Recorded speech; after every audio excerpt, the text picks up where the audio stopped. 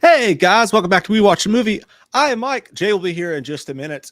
He's probably mid poop, as some people would say when they have a bowel movement. I don't know.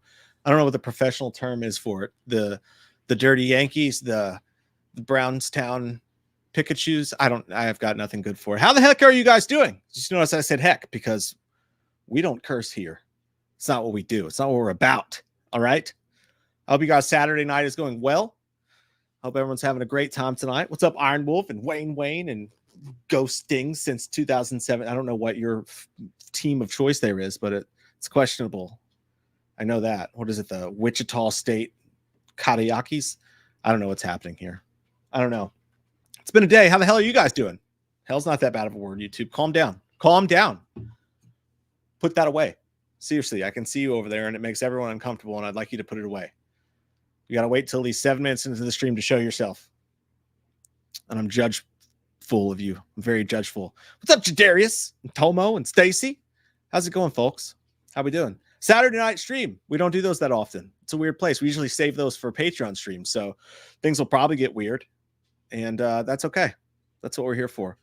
I hope you guys had a great week. I hope you're having an even better weekend. I know Kentucky was winning the last I checked. Kentucky was beating Auburn, which is good because, you know, their coach, Bruce Pearl, weirds me out. I don't even like the way he talks or the way he looks or the way his skin looks or the way he tastes as a man. I don't like my men to taste like that. I know that. Tonight we're doing our, J.O.'s going to be here just a second.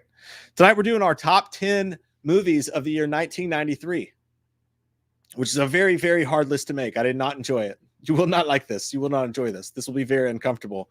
We're also going to talk about X-Men 1997, the new show that's going to be on Disney Plus. I have not watched the trailer for it yet. We're going to watch it tonight. Jay has seen it. I've never seen it, so I'm going to watch it for the first time. Have you guys seen it? Is it good?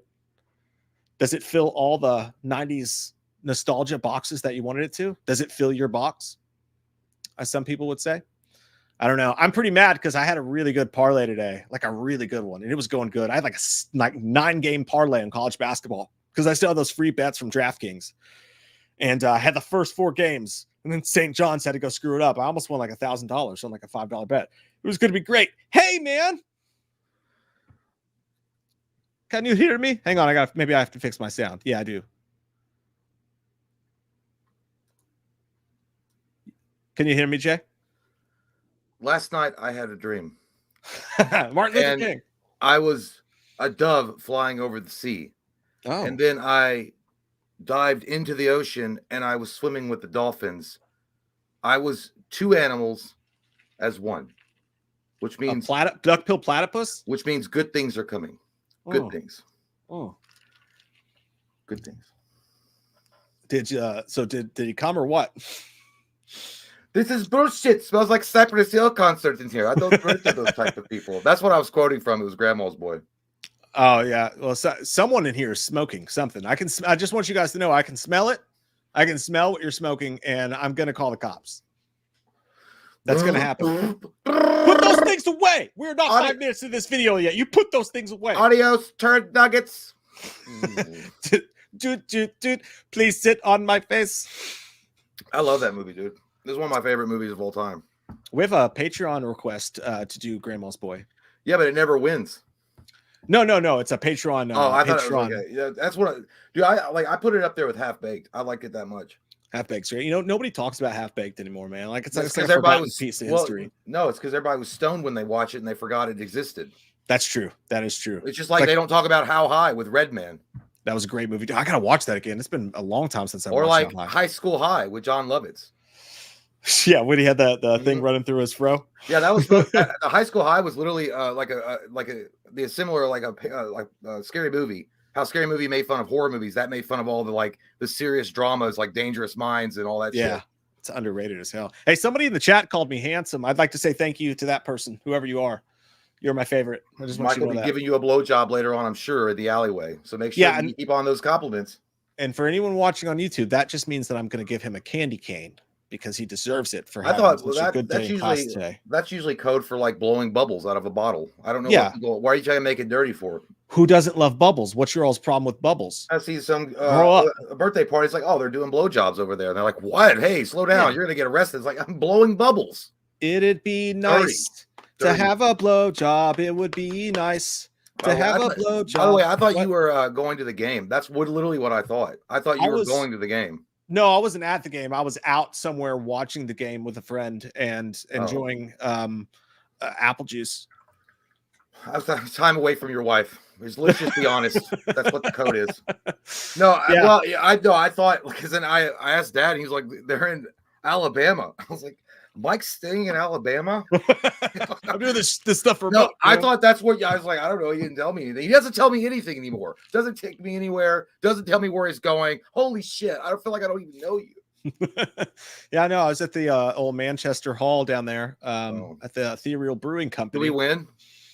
We were winning when I left. I had to leave because I had to get here, but like we were winning by like 7, which is good because like Auburn was favored by like 8 or like 6.5. I know they're never. Well, we fucking suck, dude. We don't even deserve to be in the top 25. Hey, we're getting better. Shut your mouth. We're better now. We beat Bruce Pearl, and that's all that counts. It doesn't matter though, because at the end of the day, it's not that. Even if we come together, not even come together, as long as like even if we improve individually they don't have a coach. John Calipari is not a coach. Shut your mouth, you dirty. Oh, don't even try to play that game. You call for his firing every other day too. I did not. That's Cody. You're thinking of Cody, not me. I like John Calipari, and we won by 11. By the way, we beat Auburn by 11 in Auburn. I used to like John. I think John Calipari is I think he's the number one recruiter for the farm league of the NBA in college basketball. 1000%. As far as like, when down to the nitty gritty, when he has to coach, he gets out coached all the time. You're not wrong. I'm not going to sit here and I'm not going to lie. That championship game that you actually got to watch them come in your face and we didn't win against Wisconsin. That was pure him getting out coached. That was true. I was there for that. I was at that Final Four and walking out as a UK fan to a bunch of Wisconsin fans screaming 38-1 in your face is not what I would call a party on the East Coast. I was like 38 dicks in a row that your mother sucked. What are you talking about, Wisconsin? Instead, I was just like, how many championships you guys got? And they were like, yeah, they fucking can't say anything. 30. That's the dumbest thing I ever hear with it when a team that if you're like a number one team or like a historic team like Kentucky or Kansas or Duke or North Carolina, and you're really like high up in the rankings, and then you get beat, and the other team that beats you was obviously the underdog, and they're like chanting overrated. Doesn't that take the victory away from you, you numbskull fuck? Yeah, stupid idiot butts. God, stupid red shirted ass. Why don't you just go eat some hamburgers and choke on a cow dick? That's all right. We sold our championship ticket. Dude, I almost got to experience UK playing Duke in a national championship. It wouldn't have been just that. It would have been UK being undefeated. The first only team since the Hoosiers did it in the 70s. Yeah, I was going to be there for that crap, and I didn't get to. So we sold our tickets for $100, and we went to the Mountain Steak Roadhouse in Indiana. Nothing wrong with that was our treat. Undercooked steak. But no, like we would have been actually. If Kentucky had won and gone undefeated that year, we would have been that would have been the greatest team of all time. Not the greatest team of all time. That would have been the greatest record of all time because we would have played more games than Indiana did in the 70s to get there. Yep. And the competition, I feel like, in my opinion, is a lot higher. Stop hurting me. It's like every other person in the NBA is like, or in the NCAA is like, the next Rajon Rondo or John Wall. Yeah. Like, I'm not saying the 80s didn't and the 70s had Larry Bird, you had Magic Johnson, you had Michael Jordan in North Carolina. Yes, obviously there were superstars and studs, but they weren't like, I feel like there weren't. Is it just me or does it feel like every other kid in America in the NCAA now is like a superstar? Like, or going to be or has the potential to be like a level of like, maybe not like LeBron or Michael or Kobe or something, but like still like a really good team, like a good player. Well, they used to do the thing where you didn't have to go to college. So like players like Kobe and Kevin Garnett and LeBron wouldn't even go to college. They would just go straight to the NBA. LeBron was the last one to go. Yeah. So yeah, it's different now, but like, but now we have just the one and dones. And like you said, Calipari, that's the thing. Calipari is more concerned with sending players to the NBA than he is with winning titles. And you know what? If that's your go-to, he sends a lot of freaking dudes to the NBA. So like whatever. At least he got Drake here to watch John Wall. What's up, Drake? Yay, we got took him out to fucking I bet he took him out to what's that restaurant that he got? Sal's. He took him to Sal's. Took him to Malone's. Yeah, Malone's. We're in Delaware. Child of the court for Super Chat tonight. Thanks so much, buddy. Appreciate you. He says, "What's good, fellas? Don't move, don't whisper, don't even breathe." Top 5 of 1993, Judgment Night. Oh, LAH. Last Action Hero, Yeah. Hard Target, Cliffhanger, and Tombstone. Okay. Honorable mentions: The Good Son, great movie. Macaulay Culkin, and way more action packed than Horde. Yeah, dude, that's one thing I noticed. What made my list: lots of action classics. Mine's got a fuck ton of action in it too, and comedy. It had actually a good offering of comedy and action. I feel like this list was the hardest to date. Mm-hmm. I don't know. I mean, I don't know what it was. It was like banger after banger when I was like looking at like movies to put on the list. I'm like, holy shit, I can't decide. It was like being at an orphanage and you want to take them all home, but not really. You know? Yeah. I should have set up I should have said an animal shelter, an orphanage. Fuck them kids. Like I being a Spice Girls Hanson concert. It's really hard. Yeah. It's really hard. Or like a fat kid in a candy shop. I say all of them. Everything. Fuck the diabetes. Everything. Kyle, what's up, dude? He says, what year would you time travel back to and why? Hey, Mike and Jay, here Madame Web is trash, worse than Black Christmas 2019 and The Room. Yeah, dude, it is getting anally fucking nuclear bombed butt fucked like right now by critics. I haven't watched it. Sounds like a wing sauce I tried the other day. It sounds like a fun time at Club 57, but I will say nuclear butt raped. San Francisco Saturday night. I will say it's not like the thing is about that. I could tell it was like immediately New York City trash heaps of garbage when they showed the trailer. I told you all about that. It looked like fucking shit. Yep. Nobody, I don't think, and I think even the stars, Dakota Fanning, they didn't even believe in it. They knew that. Yeah, that's what I said. They were like, that's my favorite body part. What? Johnson. No, but even they were like not believing in the project. So when your own stars aren't believing in the movie that you're doing, it's bad news bears. I feel like this was like they had to do it for tax season. Like this was just on the shelf and they're like, we got to, ship this out for a write-off or something. Absolutely the worst, dude. I went and watched that on opening night with MJ, and like, part of me only went because I knew it was going to be bad, and I thought it might be funny, and it turned out to be I was correct. But MJ was laughing so hard, dude. Like she was trying to like quell her laughter because my kids are respectful of movie theaters. I've taught them well. She's trying to quell her laughter so hard that she's punching the air because the lines in it were so fucking bad, and she actually punched me in the ear, like in the ear hole, like on accident, like. But dude, I'm telling you, we have got to do a commentary for Madame Web when it comes out. I'm telling you, it's the funniest movie of the fucking year. It is so funny. It is such B movie goodness. You won't even believe it. Are they trying to be like, I know, but like they were trying to be serious. I know, but like the only, like it has to reach legendary status, like The Room. It has to be like very special. Yeah, no. It's not The Room because The Room was just like, but it's like, it is the superhero version of The Room. I'll say that it's the superhero version. It's so awful. Yeah, oh my god, it looked like shit. Entertainment. It literally looked like, I don't know, going on OnlyFans and seeing like Roseanne's vagina or something. Like it was like just fucking disgusting, and no one asked for it.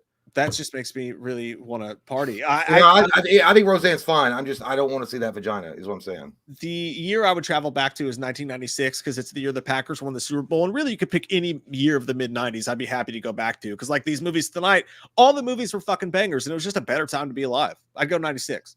I would travel back to 2002 and RKO the fuck out of my younger self and say, "Don't marry that bitch. Whatever you do, stay away from that walking, talking, heaping pile of whore." That's true. And then my younger self be like, "What do you mean?" I'd be like, "Here's the proof." Like, God damn, I guess I will. Yeah, I would show her everything. I'm like, she's gonna take your house, she's gonna take your home, she's gonna take your fucking dog. Hey, but you won, dude. We saw a picture of her the other day, and we were like, God damn. Yeah, she looks like a crack rock that got sent to fucking Texas. It's not good. Yeah, you dodged a bullet. She definitely looks like one of them bitches that rolled out of her bed and said, "I'm gonna go do conjugal visit just for fun." Yeah. She's the human version of a crack house porta potty that tried to be a witch during Halloween. Yeah, that's what I do. That's where I time travel back to. That's fair. Courtney Reed, what's your thoughts on the X-Men 97 trailer and Henry Cavill to MCU as Captain Britain? Oh yeah, Mike's accent saying Madame Web is hilarious. Is Madame? Is it Madam. I kept saying Madame. Even in the review, I said Madame. It's fine. You're in the South. Madame Web is Madame sticky. Web. That's what you say when you're nut. Madame Web is sticky. Got all over the place. We're gonna actually. I've seen the X-Men 97 trailer. Mike's not seen it, so it'll be my second reaction. I didn't really. Yeah.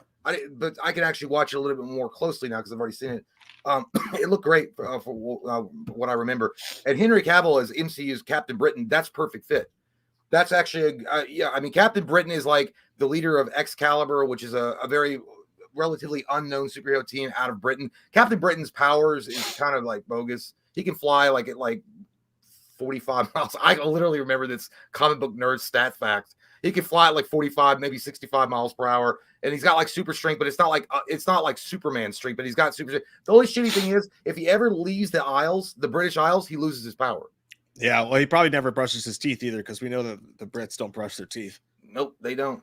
They just eat candy bars. I'm kidding. If you're from Britain, it's a joke. I used to say that to people on Fight Night when I'd argue with them. Yeah, a lot of Brits played Fight Night. And it's actually funny. Henry Cavill got treated like shit over at DC. Comes to the MCU, see if they treat him any better. I don't know if that's gonna help, if that's gonna happen, but it just feels like. But you know, to be fair, like Captain Britain just feels like such a step down for Henry Cavill. Like you were fucking Superman, dude. Like you were Superman. This is like, you know, you were like the president of like some badass like corporation, and now you're like bagging groceries at Winn-Dixie. Henry Cavill could be Cyclops. He could be the Punisher. He could be Nick Fury. He could be. There's a lot of shit that Henry Cavill can do. They've got all the. I mean, he's, to be fair, like he's still youngish looking.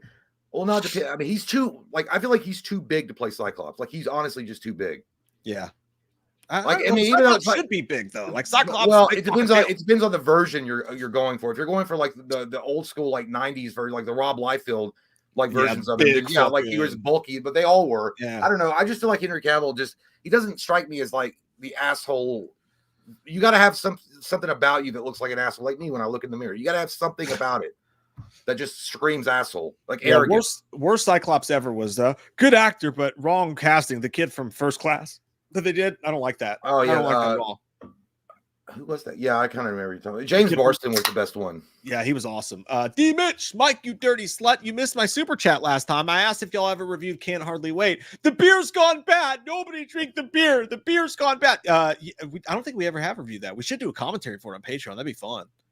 I love Can't Hardly Wait. I thought we did. To review it or commentary. I mean, I thought we did one or the other.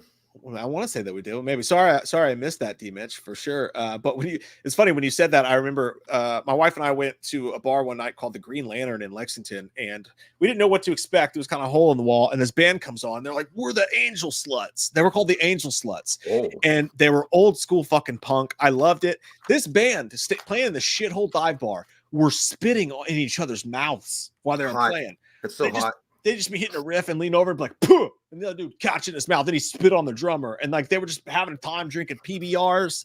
Shout out to the Angel Sluts if you guys are out there. Yeah, totally. That's not my scene. My scene's more like, just let her cry.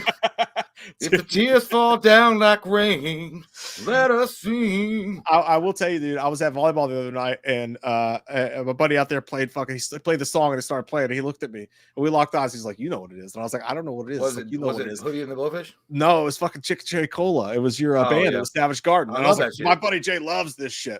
He loves it. I love, dude. Chicken Cherry Cola, some good shit right there. But no, yeah, like, dude, I actually just heard a story about Darius Rucker. Apparently, he was picked up and arrested in Tennessee. Yeah, because he had mushroom and weed on him. I'm like, that's a crime. Goddamn, 10 years for some weed.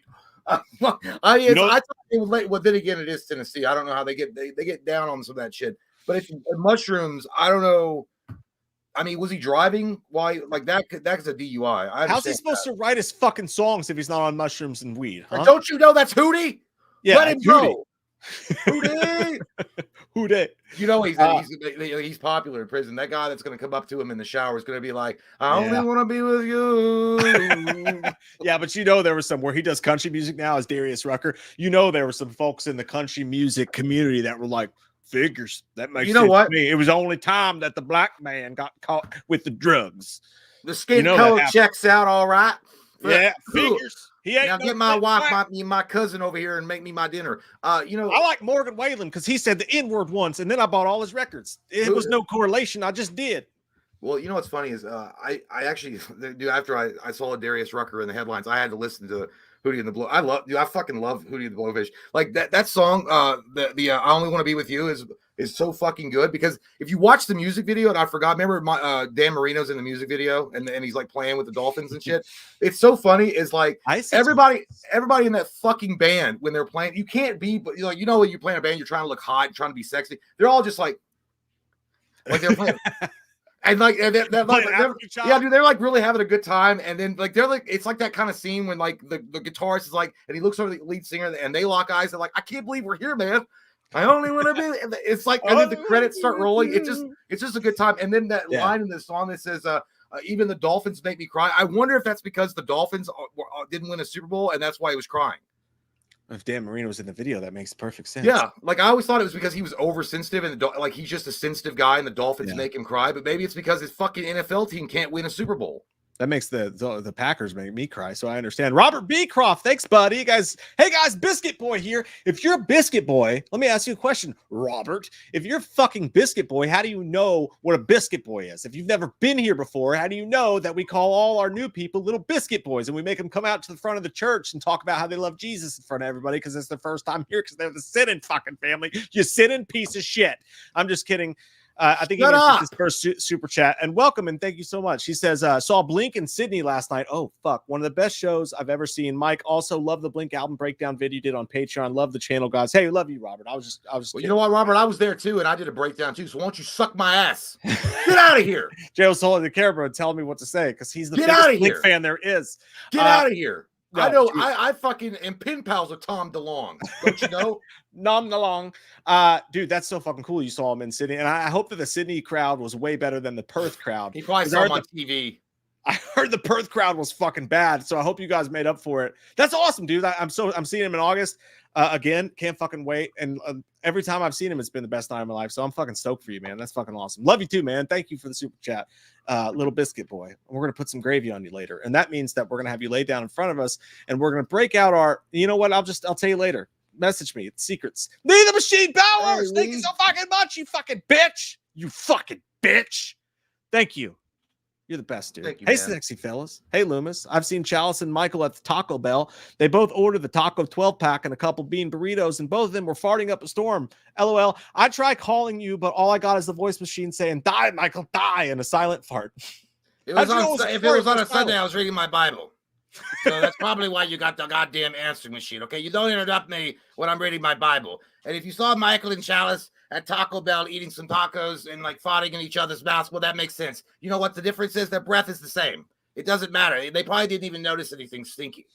And you know, they probably, listen, Michael, I could only hope that Chalice would have the foresight to put some cyanide in that shit, but no, he wouldn't. He would just say, "Michael, you're my best friend," and then they would play Hootie and the Blowfish together and make out. That's what they would do. Disgusting ass piece of shit, goddamn cold sore walking Chalice, and the unstoppable moron of Michael Myers wearing the spray painted William Shatner mask that everyone's terrified of. It actually makes me sick. I hope they both get struck by lightning and their dicks fall off. I know. Hey, I was in the Taco Bell drive-thru with Loomis, and I kept asking him. I said, "Give me a Doritos Locos Ranch taco," and he kept ordering a bean burrito, and he ordered a bean burrito. And if you order me a bean burrito, I'm a doctor. I know what that does. It cleans out your colon. And I went home to Linda. I crawled in bed. I had chalupa on my beard. I was farting up a storm. She kicked me out, and I just I went and I slept with my nurse practitioner, and that was Linda's Sounds fault. like the exact same story you gave me your parole officer. Shut up, you drunk asshole. I told him no onions. By the way, stop putting your dick in your ass. It's not attractive. That's how I make a living. OnlyFans, Dr. Chalice, Grindr.com. Check me out on Grindr.com/Dr. Chalice. I'm a doctor. Lunar Lad. Hey, thank you so fucking much, man. We really appreciate you, Lee. Lunar Lad, there is a good animated thriller series from 2004 called Monster that has elements from Seven and Halloween. Would highly recommend it. That sounds dope as shit.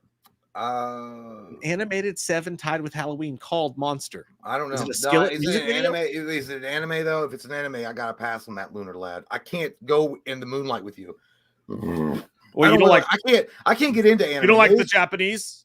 Yeah, it's them. I don't like the Is that Japanese. your fucking problem? Yep. I don't know what it is. Ever since World War II, I just feel like, I feel like we're still on bad terms with each other. We're kind of icy. No, actually, he didn't see the new Godzilla movie, and now all of a sudden he doesn't like anime. What the fuck? What are you trying to be Malcolm X with your glasses on? Take them off. They got no lenses in them. What the fuck are you doing here? I look just like Malcolm Are you trying to advertise That's exactly what I look like. Are you trying to advertise Lindcrafter? Sometimes I go to Walmart and people are like, "Hey, there goes Malcolm X," and I'm like, "Whoa, I'm not." I knew I look just like him. That's what he's doing. The whole thing. He put him on to say something that I imply I was racist. But anyway, no. The fact is, I've never seen. I've not seen the new Godzilla, but I have played all the JRPG games. Do you, Mike? I don't think you do. So who's the real racist around here? Not me. But anyway, if it's an anime show, I can't. Maybe I just can't find the right anime show. I don't know. I want it. I've never got into it. I play all these games and stuff, which are obviously influenced by anime, but I can't. I don't get it, man. I don't get it. Yeah, well, maybe you should try harder. Trial of the Corn says you get the ticket from LAH, Last American Hero, Last Action Hero. What movie are you choosing? Oh, man, that's a great fucking question. Like, what movie would you want to go into and like hang out? Well, that's a great one. But yeah, but if you're a Wild Things, are you the guy that they're trying to kill? Like, are you just like, it's got to be. I like to live dangerously. I don't know what movie I'd go into. I'm the pool water and Wild Things. Like, would you like, yes, if you're doing Last Action Hero, you can't just go in and like have superpowers. You just go in as a regular guy. Okay, well, shut up. I'd be Kevin Bacon. Is that a good? I don't remember how the movie goes. Is it Matt Dillon or Kevin Bacon that gets in between the? Matt Dillon, I think, is the one that's fucking him. I think. Yeah, I go Kevin Bacon's the detective. Ooh, Keanu Reeves, knock knock. Except for I'll leave before the end of the film. Yeah, I can't. I was gonna say Star Wars, but then I would just, you know what, my luck would be, I'd be on the fucking Death Star when it gets blown up, just walking around. That's true. But I mean, I'd say Star Wars because you could like leap, like maybe go in where you meet like Yoda and shit. Jurassic Park. Maybe you just get to walk around the park a little bit and see the dinosaurs before it opens.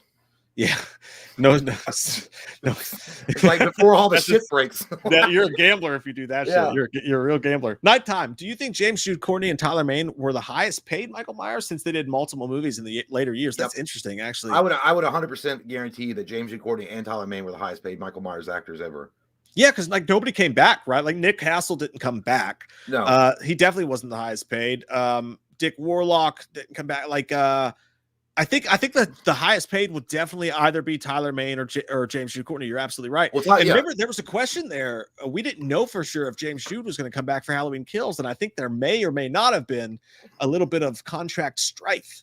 Well, Tyler Mane was kind of already a known entity. So, I mean, they paid him. I mean, he played Sabretooth. I mean, I'm not saying that was a huge role, but he'd been like known as this big man in these movies. So, yeah. And wasn't he a wrestler or something? I thought Tyler Mane, he did something. I thought outside of acting, he was doing. I thought he was a wrestler, but that's a that's a really good. It's definitely one of the two, though. You're absolutely fucking right, dude. Gold Glover 23. Thanks, bud. He says I was the friend.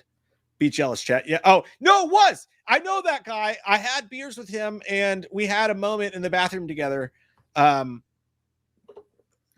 Sometimes when you're alone. Do I know this fucker? Yeah, you did karaoke with this guy once. Handsome, carries himself real well.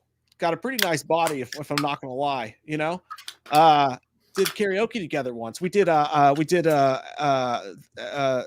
Feeling This by Blink-182. You watched. You got turned on. You saw it happen. The fucking. We did karaoke together at Shinaway. Yeah, he came to Shinaway once, and we did karaoke together. You know him if you saw him. His dick tastes like shit, though. I'll say that.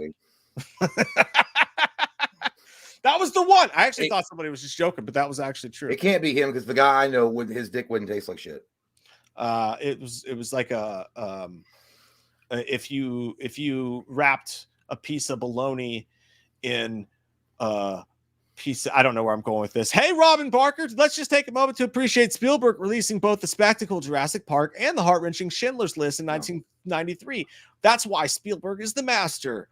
Yeah, Schindler's List was one of those movies that it took me a while to actually understand why it was like so revered. Because when I watched it I was young when it came out. Like I watched it when I was like 14, and I really didn't get it. But like later on, like watching it and realizing how well the narrative was constructed and how well it was shot, and the reasoning why he put black and white in it, and how important the movie was to him and why he made it, fucking incredible. And the ending sequence to that, where they showed the survivors, like unbelievable. Why are you being racist? What? Why are you being racist? Why don't you take the Malcolm X glasses off? I think it's infecting your brain. That's better. Put them back on. I never saw Schindler's List. So now who's the racist? So you don't care about the plight of the Jews? I don't like movies. He almost said he didn't like Jews. I heard it. Don't watch film. All right, Jews. He almost said Jews. Doesn't matter what kind of racial Racist that you are. suffering Yeah, and see? injustice is in them. I don't watch film. All right. Don't I blame read me. books. I read fucking books. Yeah, I'm a natural. Austin, you guys ever put on classical music, have a shower, 40, and plot world domination, or am I weird? Dude, a shower beer is one of the greatest things that's ever been invented to the Oh, human race. shower. I thought he was talking about my age. Like have a shower at 40. Yeah, I do. I'm getting ready to turn 40. Yeah, he is. And I think that the shower beer is if you're having a beer in the shower, it's either really sad. Like it's either really sad or it's really fun. Like I'm gonna have a great day today because I know what's gonna come, and we're gonna do a beer in the shower. Or you're having a beer in the shower and you're like, "Fuck, things are bad, and I really need to get a handle on this situation." Yeah, but in my experience, shower beers are really great. Yeah, I think that if you're, I don't know, if I feel like if you're listening to like Beethoven and you're drinking a beer in the shower, like your wife's left you and the world's kind of shitty right now. Like if you're listening to like some cool like 80s like vibing rock or something like that, that's cool. But if you're like literally in the shower listening to classical music, either you're a psycho like American Psycho, or you've had a really bad day and you're just trying to unwind. Yeah, I do love listening to classical music though. I listen to classical music all the time. Got a lot of it in my playlist on Spotify. But when I'm writing and shit, like classical is my go-to. It's either classical or like one of those lo-fi beats, like when you're just tired of the world and you need to let go. It really helps me focus, like that sad shit. I don't know. Maybe I'm fucked up. Don't judge me. Fuck you. Eat a dick. Starfleet says, okay, guys, hear me out. A Terrifier on Elm Street. What do you think? I'm gay. I mean, I'm pretty happy with Freddy Krueger. I mean, I don't think he wants to move out or anything like that. But if he ever did vacate a home, sure. I don't know. Terrifier on the if they do a crossover, is that what you mean? Like a crossover with Elm Street? It could work, but I don't know, see man. The need. Starfleet. Yeah, I feel like if you do, like, once you start doing crossovers, I think the franchise is dead.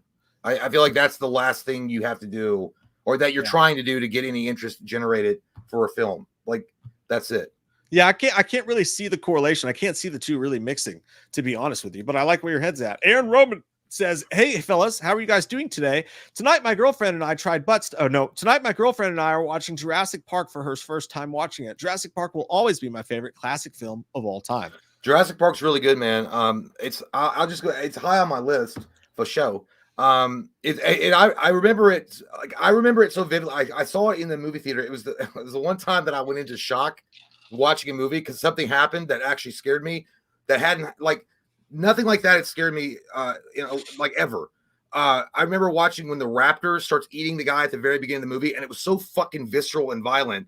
Like I had a box of hot tamales, and I lost control of my hand, and it just started spilling out on the floor, and you could hear it go. And my uncle was with me. He's like, "Good God!" And like he picked my hand because I had no like it scared the fuck out of me. But you lost control of your limbic system. Yeah, as far as like the way it looked and the way that he did the special and insane. It still holds up in a lot of ways today. Yeah, I think it sucks. Yeah, your face sucks. Why don't you move on to the next question? I think it's not a good movie at all. I don't know why people like it, and I think you guys should all stop watching movies forever because you're wrong. No, I'm take your ass out of this country, you fucking communist. I hope you and your girlfriend have a great time watching it tonight, and I hope later on you bring out the Barbasol and try some weird stuff with that. His girlfriend, he's like, "You see how that T-Rex ate that guy on the toilet? That's what I'm gonna do to your ass. I'm gonna eat your ass." Maybe that's what I want you to do to my. I'm gonna eat your ass like that. The real Razor, Ramon Razor, says, "Just want to tell you guys I love you, miss you, and want to kiss you, and also sleep with you. Been playing RoboCop J and loving it." Yeah, awesome, man. I told you guys, please go out and support this fucking studio, man. I really want a sequel to this game. I want to kiss you all. It's really it's an amazing game. It really is good. I got it from Mike for Christmas. Have you played it anymore? I played more, and it's fucking awesome. You're right. You're absolutely right. And when you're right, you're right. And you're always right. It's a fucking great game. It looks, and to be fair, it runs better. If you're gonna buy it, get it on Xbox. There's like a weird like stuttering effect on PlayStation 5. So just if you get it on Xbox, if you're gonna get it, that's the first time ever I've been proud to say that I have an Xbox instead of a PlayStation. Well, it's not. Yeah, that's the only game that doesn't run well, and everything else runs awesome. Yeah, Xbox doesn't even run the games. We all should have fucking quit on Xbox when the Red Ring of goddamn death happened. Well, that's when they really fucked us right there. Money, yeah. The second that Red Ring, do you know how many fucking days I had that were just ruined by that Red Ring of fucking death? that was that moment right there that everyone should have known that Microsoft was the greedy ass fucks that they are. Like they were rushing out a product that wasn't ready yet, and they knew there was an issue with it. There's a whole documentary on the Red Ring of Death, but they knew there was an issue. They didn't care because they wanted to make that sweet, sweet fucking chinchilla. Yeah. And they said, "Hey, fuck the customers." Right when you lost all like trust in a company like Microsoft, like you, because before then, you never would have thought they'd give you a faulty ass product, and then it was like every 6 months, Red Ring of Death. Red Ring of Death, Red Ring of Death. That was like fucking $300 every single time. They should have had a class. I don't know why. You know what's strange is that no one brought a class action lawsuit against them. Yeah, a lot of money wasted on that. A lot of money. I just want to say I'm really not happy with my hair tonight and the way it looks. Look at mine. You guys could. Dude, I've never seen it do that before. Yeah. Like when you pull it, it's got like a fucking hard, jagged edge. Like because Bacardi, right? Sip a Bacardi. Yeah, I used to comb it. I don't know. Yeah. It's a lost cause at this point. Mine's very loafy. I'm gonna fucking go fucking Bruce Willis with this bitch soon. Can I watch? Yep. Now I was gonna let my brother. I was gonna let my brother like shave it, but he'd be an asshole and like shave it like bald or something. And he'd be like, "Ha ha, look at you!" I was like, "Fuck you, God." Unless Cody, my brother would be Puck from Real World. Yeah, unless I'm there to see him do it, don't let him do that. Gary B says, Mike, if you watch the movie Gacy, the serial killer next door, they call it a horror on IMDb. I'm like, are you doing that on purpose? Hey, I'm gonna go get the papers. Get the papers. They call it a killer on. They called it on horror on FS. I'm curious. I did not see that one. I didn't. I saw the Jeremy Renner Dahmer film though, when he was like working in the chocolate factory. I'm gonna take you to the candy shop and was killing people. But that little run of movies they were doing there for a minute where they would go straight to DVD, but they would hire a pretty good actor to star in a movie about a serial killer, and it would just be like Gacy or like Dahmer or whatever. It was a weird time. But no, I haven't seen that one, my friend. Yeah, they made a Gacy movie in the 90s. I remember Cody rented that a few times, like the one with it's just a clown face on it on the VHS. Yeah. I don't remember. I hate clowns, man. Yeah, that's a little weird. I was like, why are you fucking watching that shit, you fucking freak? Stop it, weirdo. Iron Samurai. Thanks, buddy. Says my top 10 list in 93. Number 10, Alive. Number 9, Rudy. Number 8, Batman Mask of the Phantasm. Oh, number 7, Hard Target. Number 6, The Fugitive. Number 5, Cliffhanger. Miss Doubtfire. Dragon, the Bruce Lee. So good. Jurassic Park. And number 1, Tombstone. I like a lot what you've done here, and I like what you've done there. Yes, that feels good. That's nice. Okay, and you made a change here, and I do appreciate that as well. We're gonna work it out in the contracts. But I will say, I had forgot Mask of the Phantasm that came out that year. That is one of the best fucking Batman movies like ever. I went and saw that in theater too. Alive is really good. I had to watch it. I didn't know what it was anything about. I think I watched it in school, and then remember in school they would only show you clips of a movie or whatever to get a point. And I went out and rented it. It was so fucking good. It was so good. Yeah, that's not a bad list at all, my friend. Mine varies greatly from yours, but there's a couple that made my top 10 for sure. Ender Sandoval says, "Hey guys, what's your favorite lovemaking scene in a movie?" Sorry, I had to ask. Ooh, that's a good question. That's a good question. That's tough. Listen, I mean, I know this is like every hetero male is going to say the same thing. The scene in Brokeback Mountain when they're on the tin, and he pushes it right in after he spits on his fucking fingers and shoves it. That's such a hot fucking scene, dude. Yeah, god damn, dude. I was rock hard for a week just thinking about that. I couldn't even make love to my wife without thinking about that scene because I had to get hard just thinking about it. But no, everyone knows it's Brokeback Mountain number 1. But what's next? Like the one that boned me, like got me like, oh fuck, that's hot as fuck, dude. It's gonna like, dude. It's double impact when he's fucking her on the boat. Because that girl was hot as shit, dude. And like there, and then remember, because he thought that, and he wasn't even really fucking her. Alex was drunk, and he thought Chad was fucking his girl, and he was drinking that. And I always remember that scene, dude. He was drinking that tequila. He was like, he spits it out. He's like, motherfucker, because he keeps on getting drunk and thinking his brother's fucking his girl. Yeah, I think her name was Alana Shaw. I think that's her name. That was the blonde girl in Double Impact. God damn, she was hot, dude. There are some great ones. It's not a lovemaking scene, but we all know the Margot Robbie scene in Wolf of Wall Street's a good one. And this is going to be a long week, daddy, or whatever the fuck it was. There is the first one I ever saw was Terminator, and that was really fucking awkward and weird. So that's definitely not it. But I'd say a good one was London, the movie London. You remember the movie London? Chris Oh, Evans and yeah, Chris that wasn't Evans- really a sex scene, but it was a sex scene. No, what? Yeah, Chris Evans and Jessica Biel. She's like on top of him, and they're doing it, and she's like, "Let me know when you're going to finish." Oh And no, then no, oh that, yeah, okay, yeah. But she I was jumps down and does it with her mouth. Yeah, but it That's, was still more like it was still like, oh, they were fucking. I forgot. I thought they were Yeah. dry sexing, and then she just No. sucked him off. Yeah, that was a wild one. It's a wild one. It just kind of sucked though, because you had to you watch that movie and you're like, man, that's a hot ass scene, but you have to look like Chris Evans to pull ass like that. Yeah. That's I can't think of anything else at the moment, but I'll let you know if I come up with something because I'm sure. What about I thought there's I'm some surprised wild you ones. that dude, it was stupid, but that part in not Out for Justice, or was it A Time to Kill? He's like, oh yeah, I like that. Oh yeah, The girl from Weird Science, Kelly LeBrock. Oh my god, dude. Yeah. Ooh. Oh yeah, I like that. I like that. Steven Skull's like, I'm only gonna do the movie if I can write this scene in. And then I'll do it. Just, oh yeah, I like that. Did you Graham? Hey, handsome sluts. That's exactly what I prefer to be called. Thank you. I recently finished watching My Cousin Vinny, and I'm probably not the first to say this, but 92 to 93, Marissa Tomei would have made a great Harley Quinn. You're fucking right.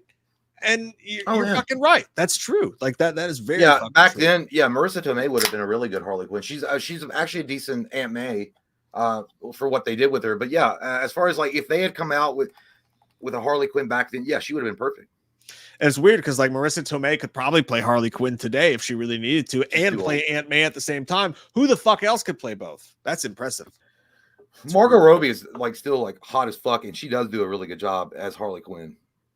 Yeah, and she's the right age. So I mean, I wouldn't put Marissa Tomei like now, but back then, yeah, I do. I'd watch it. I wouldn't have a problem with it. DJ Graham, hey, I just read that. This is where I'm at. Christopher Sampson. I love you, Chris. You're the fucking best. True Romance is the #1 movie of 1993 for me. I fucking like it.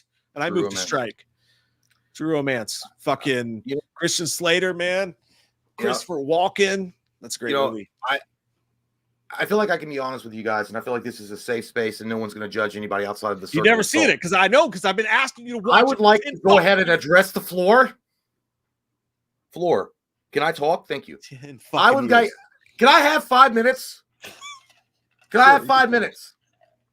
Has anyone ever seen Mr. Smith Goes to Washington? I'll stay here all night.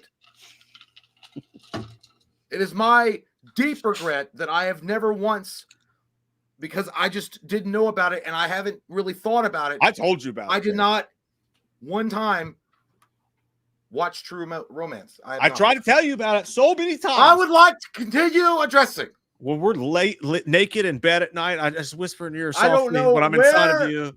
Peanut Gallery, are you talking? To watch it, and you just don't. No, I really haven't seen it, but I heard it's great. You gotta get on that shit, man. Christ, man. You remember in 4-Year-Old Virgin? He's like, no, I've never slept with a woman. He's like, Christ, man, you've got to get on that shit. I know. He's like, my favorite. One of my favorite parts of it. He was like, you ain't do it. I was like, no, I ain't do it. He's like, no, I ain't do it. Angelo, the Cisco Kid, which is just a great fucking name. We should just make a movie about you in general. Haven't caught Alive in a while. Ooh, the man got me working, but always putting a smile on my face. You guys are my spirit animals. Well, thank you, Angelo, are the person that I think about when Jay masturbates. So you're the person that I wish I could be in my life with that handsome ass photo in your pic. It's a great picture. Look at that. You look like you just got done like doing a Johnny Depp commercial for cologne, and I like it. He does. That's fair. He does. Hey, thanks, buddy. Derek says a couple fun low budget action movie flicks from the 80s, 90s. Final Alliance with Hasselhoff and Eye of the Tiger with Gary Busey. Hey, man, I've never seen either of those. I'm putting them in the mental list because those sound fun as fuck. Eye of the Tiger with Gary Busey? Are you fucking shitting me? I remember watching. That's awesome. You remember? I think it was 93. It could have been 94. Remember Thunder in Paradise with Hulk Hogan? I like that movie.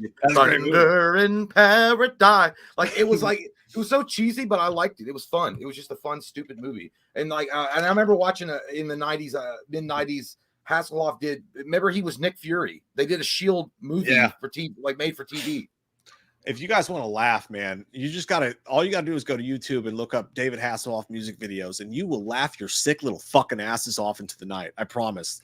That guy's hilarious. What was that music video that he did? He did a song for a show that we watched. We reviewed it. It was like it took place in the 80s, and there was like a white Lamborghini. Do you remember? Oh, yeah, Kung Fury. Kung Fury, dude, that shit was was the funny one. as fuck. That was great. That was pure David Hasselhoff goodness right there. Yeah, I think that was a Patreon commentary we did. Austin, if you guys were in Carly Beth's shoes, I haven't heard that name in forever, dude. Oh Yeah. my god. if you guys were in Carly Beth's shoes, would you put on the haunted mask? I always wanted to put that thing on and go full Willem Dafoe, dude. Yeah, That's dude. Great. Oh my memory. god, dude! I fucking remember. Like, I actually bought that movie, or my mom got it for me for Christmas or something. Like, it had the fat tape, and it was like the haunted mask. And Purple I remember box. yeah, because it was the first. I think it was the first Goosebumps made for TV movie thing ever. Before, because I used to collect all the Goosebumps books. But yeah, it's Carly Beth, dude. Would I put that shit on? Fuck no. Hell no, dude. That's a great old school memory, man. Like nostalgia up the fucking wazoo. Like I remember being at Jay's house when we were kids and seeing the haunted mask. And we're trying to figure out like which horror movie we want to watch. I think we ended up going with Nightmare 3 Dream Warriors, which I never seen at the point. That was a departure. Let's watch this kind of okay, like maybe not that scary movie. Yeah, but I saw that on your shelf and I was like, that one looks interesting because it was Goosebumps and had that big green mask or whatever. Yeah, I don't know. I don't remember the story. Because she didn't get any superpowers from it. Like if I knew I was going to get superpowers like the mask from like, Jim Carrey, I'd put it on. But if you're just going to be like, I want to fucking flick your toes. That's what she did. Like she just ran around and her fucking face was all screwed up. So she got like her face got literally messed up for nothing. I'll say no too then. J800 model, ha ha ha, says watch Madame Web or get fucked with a cactus. Tough. Well, I guess the cactus is coming out and going right in the butthole. Watch Madame Web. Watch Madame Web because it's going to make you laugh your sick fucking ass off. You're going to have a great time with it. It's one of the worst movies you've ever seen. It's fucking I'm calling her. I got to go pee. All right, go. Fucking go. No, I'm going to wait till the No, because I have to pee too. So just go now so that I can pee at 50. How about that? All right, now I'm not going to do it. Now I took control of the situation. Well, now I'm going to take control back.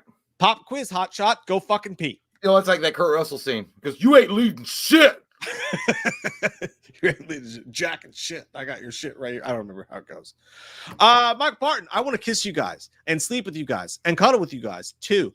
Also, kind of wish Spielberg made more horror, especially after Jaws. I don't know how you put those two things in a sandwich. That's like wrapping a Chipotle burrito in fucking McDonald's, Michael. Put your fucking horny shit to the side and make a choice about what you want to say. You can't go to the doctor and ask about both your ears and your feet. They got busy things to do. Well, if you kissed, then you sleep and then you cuddle, or you cuddle and you sleep.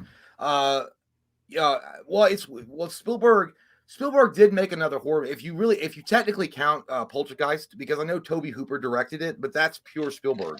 That movie, Poltergeist, is like it was written and produced by Spielberg. Tobe Hooper was just a name as far as like director goes. And don't get me wrong, obviously Hooper had influences on it, but if that movie is 100% Spielberg, like the ghost coming down the stairs, the way it's shot, the lighting, all of it. So he technically did do a horror movie.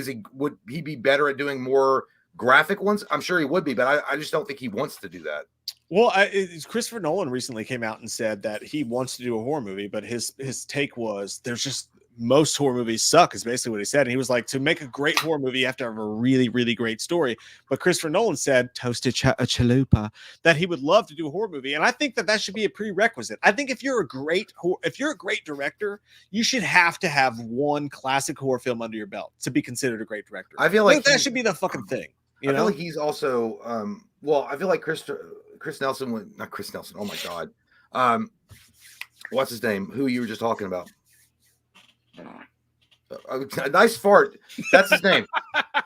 Fart McDaniel. Did you hear that? Yeah, Did it pick up in the mic? Yeah, dude, that was loud as hell. It sounded like a fucking clown came out of your ass and had one of those honky horns. What who were you just talking about? Christopher Nolan. Chris Nolan. I think he would get too caught up in the mental part of the story. Like he would be like M. Night Shyamalan. He would like literally drive himself insane to make a movie where there's a twist and you got to think about shit. Like Inception, with the right kind of mood lighting and different music, could be a horror movie. Yeah, Inception is overrated. I agree. Well, no, it could be a horror movie. Yeah, no, I think he could do a great horror movie. But what if it sucked? That would be interesting. Like, what if he made a horror movie and it sucked? I feel like if Christopher Nolan, I feel like a movie made just for him and he would be phenomenal at it. American Psycho. I feel like American Psycho put in the hand of Chris Nolan would have been insane. But would he have the balls to like go there? Yes, I think he would. I think he has the balls to push the narrative. He would have the balls to be like either you give it to Nolan or you give it to Tarantino. Tarantino, I would love to see do a horror movie. It would almost be like too much if Tarantino did a horror movie. But yeah, I agree. Like I think Nolan could do a great horror movie, but yeah, I'm fascinated with the idea. I'm fascinated with it. I want to see it. That's for sure. All right, I'll be right back. Go fucking pee already. Jesus Christ. Lee the Machine Bowers, you sexy motherfucker. I'm going to come over there. I'm going to make you a ham and cheese omelet. Thank you so much, dude. My top 10 list, 1993, number 10, Teenage Mutant Ninja Turtles. Just automatically go into the Teenage Mutant Ninja Turtles.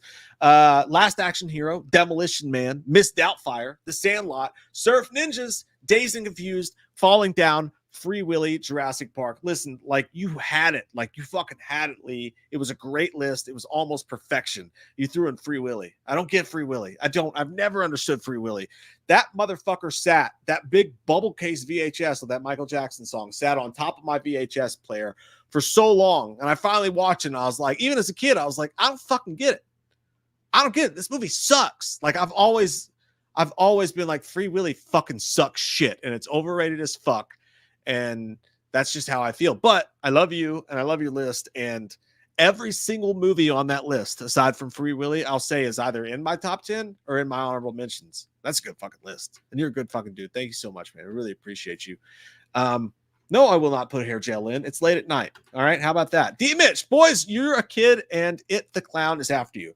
What does he use to scare you? What was your childhood fear? I used to have a lot of childhood fears, D Mitch, and I'm not comfortable sharing them with you because they really happened to me. No, I do remember like a really fucked up dream I used to have where I'd be out in like the woods and this big yellow blob would fucking chase me and it would chase me into the creek and I have to jump at the creek to get away from it. And there was another time where that yellow blob turned into a giant bunny rabbit with a knife. And that was fucking weird and fucked up. And my childhood fear was actually just like murderers who would fucking murder. I didn't want that. But if It the Clown was after me and my worst fear came to life, it would actually be using my family members against me. I used to have a recurring dream that my mom would run in the room and kill herself in front of me. I know I just went really fucking dark right there, but if you're asking me the honest truth, that was the truth. I used to have a recurring dream that I'd be in a doctor's office and my mom would run out of the doctor's office and be like, see what you did to me, and she would kill herself in front of me using a needle. That would be my worst fear. That's really fucked up and I apologize, but I'm only here to be honest. All right. I'm only here to be honest. That was the one. I'll have to ask Jay that too, because I actually want to know his answer. Scott McAllister, could you say hi to Katie? Hi, Katie, with the K-A-T-Y. I like the name your name spelled. It doesn't waste any time with letters like E or I. She's 13. She's the biggest Michael Myers fan. She is just amazing, fun, inspirational person. Loomis is hilarious. I will let Jay read that as well. And hey, Katie, that's fucking awesome. I mean, that's freaking awesome. Good for you. You keep being awesome. Thanks, Scott.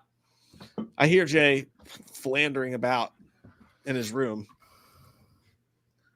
Hey, you motherfucker. We all watched what you did. Tell the truth. You peed a little bit on the rim and you didn't clean it up afterwards, didn't you? Look at me. Look at me when I'm fucking talking to you. I did.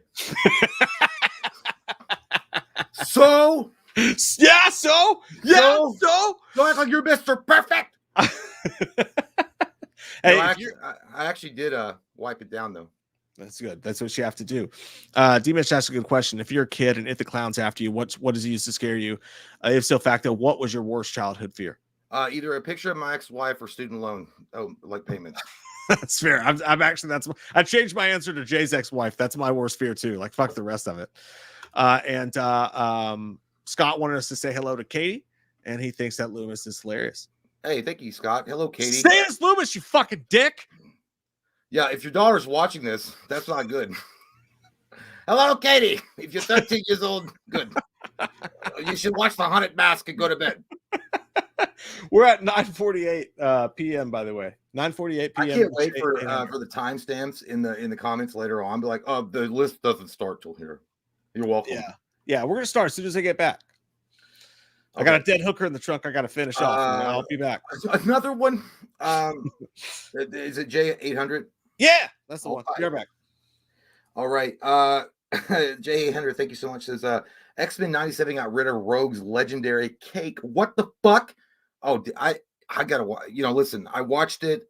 I was in a fugue state. I was late, and I saw it was available to watch, and I watched it. Her voice sounded great. I didn't really look at her booty cheeks, but did they really? I don't know. I'll have to see it again. That sucks though if they did, but yeah, either way, she's still hot. She's still hot. While Willie, thank you so much. My friend Emmy is watching. Oh, okay. My friend Emmy is watching first timer. She thinks you guys are hilarious. My top 5, thank you, Emmy, is Groundhog Day, Carlito's Way, Fugitive, True Romance, and Tombstone. Good list. Like it a lot. I'm not gonna lie and tell you that I've seen True Romance. I could lie. I could do the politician thing, but I've already come clean. I feel good. I feel like an AA. I feel like a chip is coming my way. But those are still Groundhog Day did not make my list. I just did a recent Patreon commentary for that, but it's still a great movie. Good list. And Emmy, welcome. I hope you're enjoying it. Probably not, but we have to have you along for while you're here. I know the boss. I hope you do. That's how you keep your job. You know the boss intimately. $10. Thank you so much. 10 pounds. I know the boss also. Thank you. First live stream traveling. So managed to catch it. Thanks, lads. Really enjoy these. Oh, man. Cool, man. I hope you're having a good flight, good travel in the roads, on the roads with your vehicle. And we're caught up. Good stuff. Okay, we're live. All right, I like this. Okay, good. You know what? I'm going to talk about it again because I don't care. I've moved on to Final Fantasy Crisis Core Reunion. That's right. I've done it. The game that was released at the PlayStation in 2022, and I'm really enjoying it so far. I really do like it. I like the backstory of Zack Fair. I think it's great. Do I think he's like the most amazing character of all time? No, but I think he's a great character, and I do like the backstory quite a bit. But either way, it's fine. I mean, I just want to talk about it. I'm like 14 hours in, I want to say, and I'm really enjoying the Genesis storyline. A lot of cool stuff, a lot of backstory. If you guys don't know what I'm talking about, it's Final Fantasy VII. It's a spinoff of that. Anyhow, it came out on the PSP along in like 2015. Anyway, I never got a chance. I never got a PSP. Was it 2015? I don't know. Anyway,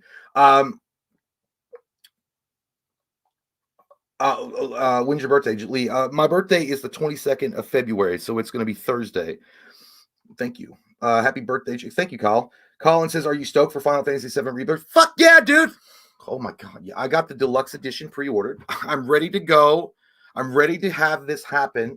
I've got like the whole day set aside.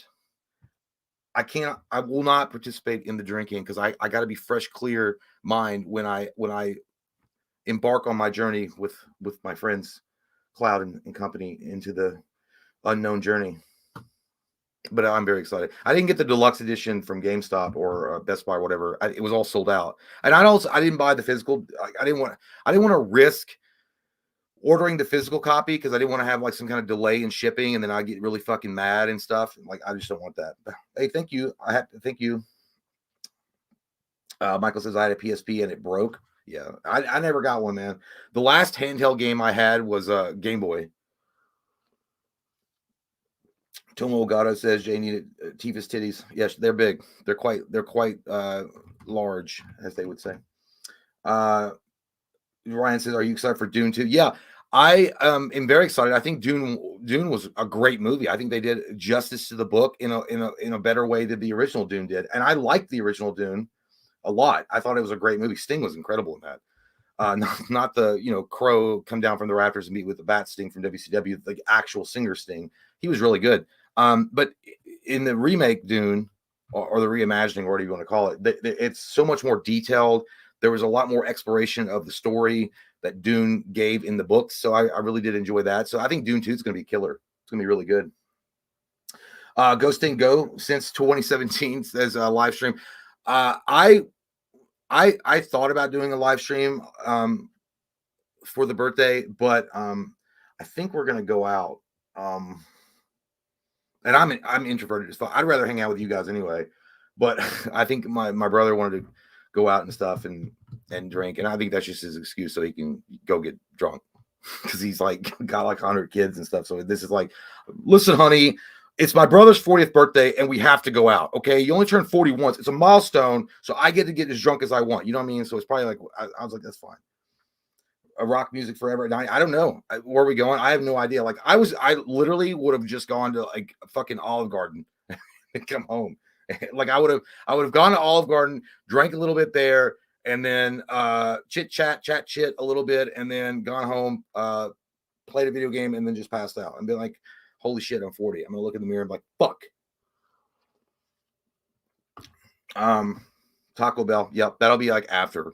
Yeah, it's always after. But I mean, and I know it's gonna happen. And I'm gonna do my best to prevent it, but I know it's probably gonna happen. We go out, we set rules, we set standards. We're like, we're not karaokeing tonight. We're just not gonna do it. Okay, we're just gonna go out. We're gonna be adults. We're gonna have a dinner. We're gonna sit down. We're gonna have our chit chats, and then we're gonna go home. And then a few drinks in, and you're like, fuck, dude, I really want to goddamn sing my soul out tonight. You're like, what are you talking about? I was like, dude, I gotta go sing tonight. And then you wind up at karaoke and you're drinking like beer from a tap that has been out of order since like Reagan was in office, and you get hangover coming from, anyway. Iron Wolf says, does McDonald's do birthday parties? I would love it. But I think they throw us out. They don't do alcohol, which is the problem. Tomo Gata says, Jay's birthday wish is a Tifa chest as a pillow. Well, yes or no? I mean, listen, they would be very nice, and they would definitely like keep you comforted in the evening. But I mean, she's more than just her tits, bro. But I do like it. I mean, it's nice to look at. There's been no super chats since we've been talking about Final Fantasy and Tifa's titties and birthday situations and things like that. People are asking where we're going, and they're like, are we going to live stream it? I was like, oh, actually, I wanted to live stream it, but plans were made by my brother and wants to go out. And I said, that's pretty much just his excuse to go out and get drunk because he has like 100 kids. So it's one of the, like, that's literally his like excuse to go do it.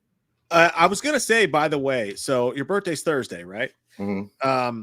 I was going to say, if you want to, what we can do is, and this is totally up to you because it's your birthday, but I was thinking if you want to, since we're going out Friday for your birthday, we could do a live stream on Thursday for your birthday as the live stream of the week, and then do that on your birthday, and then go out Friday night. Up to you, your call. But I was thinking about saving that special day. Oh no, okay. I mean, I don't care about my liver.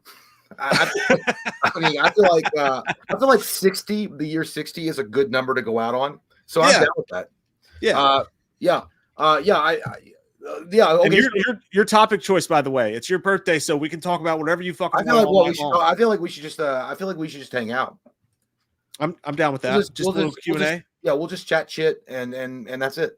All right, so Thursday we will celebrate Jay's birthday with you guys and party down. It'll be a great time. Because I was telling him, and this is always the conundrum. It really is. It always happens. No, it doesn't matter if it's a birthday or if it's just like a game that you're going to watch or just hanging out, whatever, or going to a movie and then leaving the movie theater and then going to get a drink afterwards. It always comes around to that fucking karaoke bar. It always does. Yeah, and you're gonna say, and you make plans in your head, concrete plans, like fucking Odin himself came from the sky and said, you will not do this. And you're like, yes, master, I won't do this. And then it's always after 4 or 5 drinks, you're like, dude, like there's a swell inside of me, like this pump. And you're like, what? Why? Because I just heard fucking Paula Abdul on the fucking jukebox, and I want to go and sing a Paula Abdul song. Yeah. We do that. Whether it was birthday or not, we would always be like, hey, we're going to go out. We're going to have a drink. Let's just have 1 or 2 drinks. And we're not going to the karaoke bar. And we're like, we're in agreement. No, we're not going.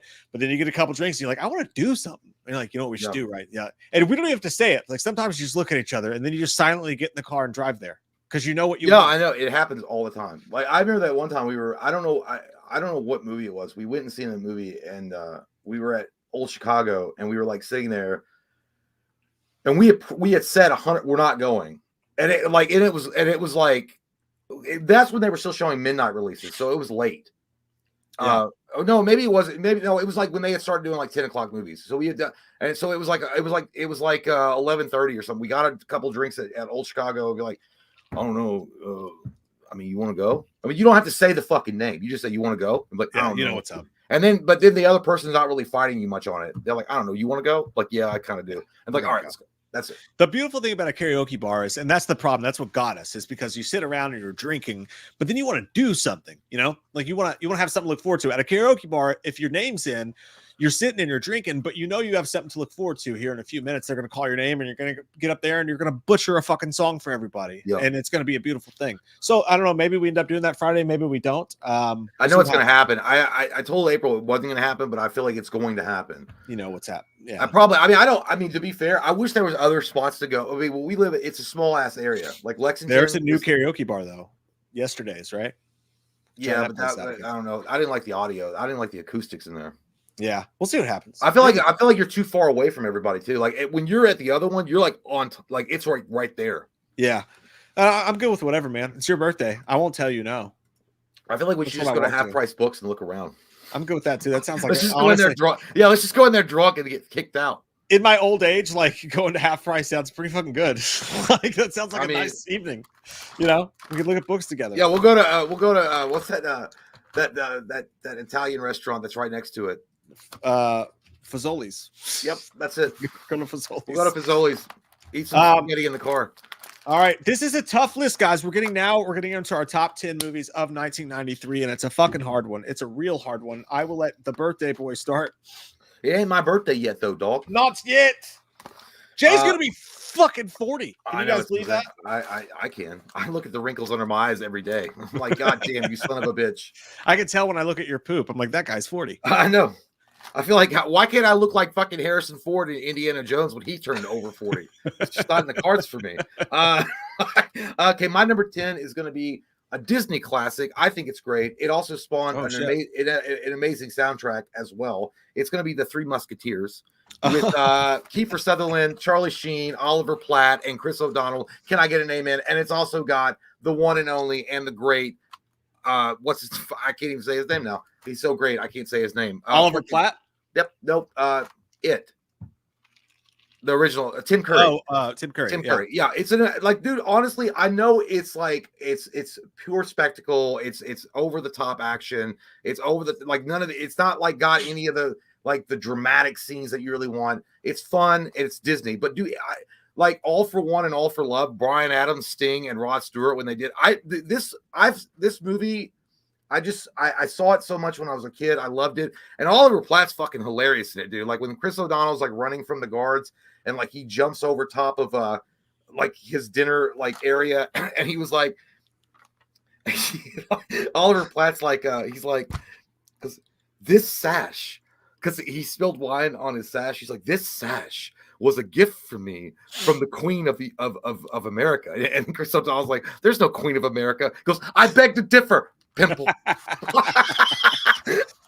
Yeah, dude, I fucking loved it. Oh, and also the underling for Tim Curry was the main bad guy in The Crow, which is he's a great bad guy. That guy's fucking awesome, man. Yeah. I always hated The Three Musketeers. I could never even get through it. Like I never enjoyed that at all. Like I knew you did.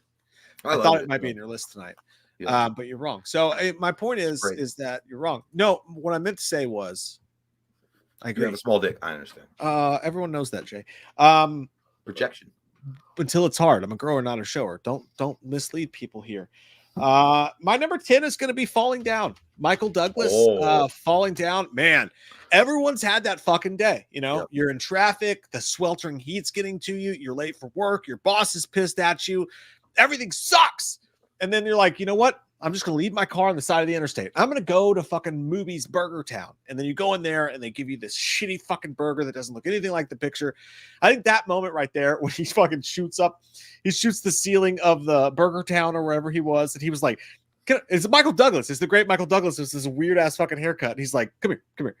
Does this burger look like the picture on that screen? And he just continues to walk through. Now, this is way funner and like more whimsical and entertaining back in the day than it is now, because now it feels like every other dude is this angry at the world, you know, like every guy in the world's like this pissed off at the world. But like in the 90s when this came out, it was refreshing to see someone just walk about town and be like, I'm fucking done with the bullshit. You know what I mean? Like it really, he felt like a character out of Pulp Fiction. Like Michael Douglas in Falling Down could have been a character that just walked straight out of the pages of Pulp Fiction. I love that movie, but more importantly, I love how it starts out and sometimes you're on his side and you're like, yeah, fuck the system. Like the man sucks. Life is hard. But then he starts to get weird and you start to hate him. And then Robert Duvall is the detective and he's just a good dude. You know, he's retiring. Yeah. He's trying to fucking just retire and everybody's being a dick to him. And he has that sweet wife that he's trying to take care of. And they end at that point on the pier where it's like him versus the bad guy. Just an awesome, weird little movie that doesn't even have a genre. It's like its own fucking thing. I love Falling Down. That's my number 10. Yeah, it's really good. Like pretty much it's the day in the life of a call center operative. I mean, I worked at a call center, dude. That's exactly how you fucking felt. Like, why the fuck is the person in front of me driving their car like they're driving a fucking tractor down the goddamn road? The speed limit's 65, bitch, not 38. Get off the fucking phone. Like, you start spitting and shit. You get mad as fuck. And then, but this is the guy that was like, you know what? I've had enough. Enough! And he gets out. Like, he gets out. He also looked like every fucking kid's worst nightmare. That's what your mom would marry if she got divorced. Like, that would be your stepdad. Oh, 100%. And I agree with Stacey too. Like, it sucks knowing people actually idolize him, like with Fight Club, American Psycho. Like, these characters weren't meant to idolize. They were meant to be an extreme version of the silent majority, like inside of all of us. You know what I mean? Like, I feel they went too far with it though. Like, it's not like you idolize them as a person, what they did, but the ideal, you get it. I don't think it's idolized. It's like the Joker with Joaquin Phoenix. Like, right. You're empathetic to what is happening because everyone's got to the breaking point before.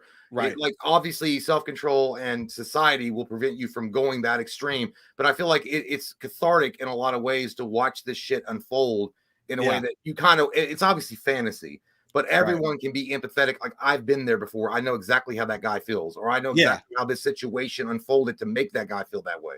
Right. And it's in a healthy way. Like, a healthy person watching that can go like, I've felt that way before. I've never acted on it. That's kind of the point of fiction, is that you watch it happen, but you don't actually want to do that. And the movie did it perfectly, because by the end of it, you hated his fucking guts. Like, you really did it. Even though you sided with him on certain tiny things, like, obviously you're not going to go shoot up a fucking restaurant because the burger's not the same size. Yeah. And they did that. The movie handled that perfectly. It wasn't trying to say anything. It wasn't trying to take a side. It was just showing that happen. It's genius. They don't make movies that subtle anymore. Yeah, I seen the goddamn Arby's commercial. We got the meats. Where the fuck is it?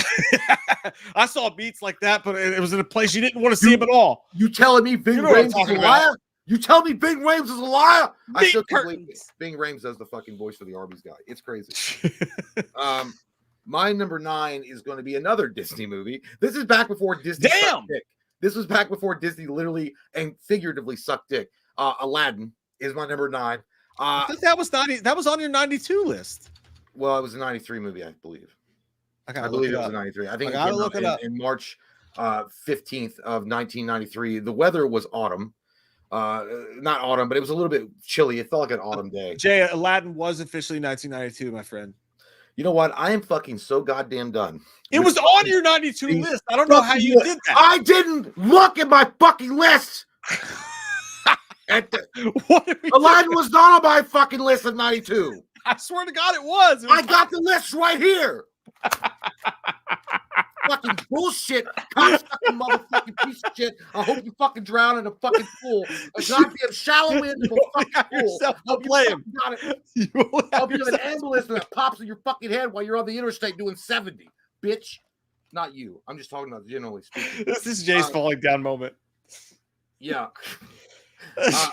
Well, thank God I got a fucking goddamn honorable mention back. Yeah, throw an honorable mention there. Fucking whore. Goddamn, I didn't want to use any of these.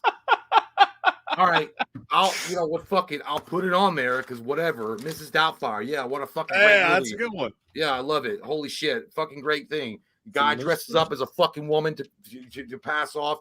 He wants to spend time with his kids, violating a court order, being strange, fucking scarring his kids for fucking life. I'm sure. No, I gotta be honest though. I like Mrs. Doubtfire. It's great. It's great time. Good time. It really was a movie that showed Robin Williams. In my opinion, the first time I'd ever seen Robin Williams perform. Obviously, he's comedic legend, but also dramatic role. My first kiss woman, and I'm getting hot flashes. I really am having hot flashes right now. I'm fucking pissed. This shirt is red, not because the color, because I'm pissed off.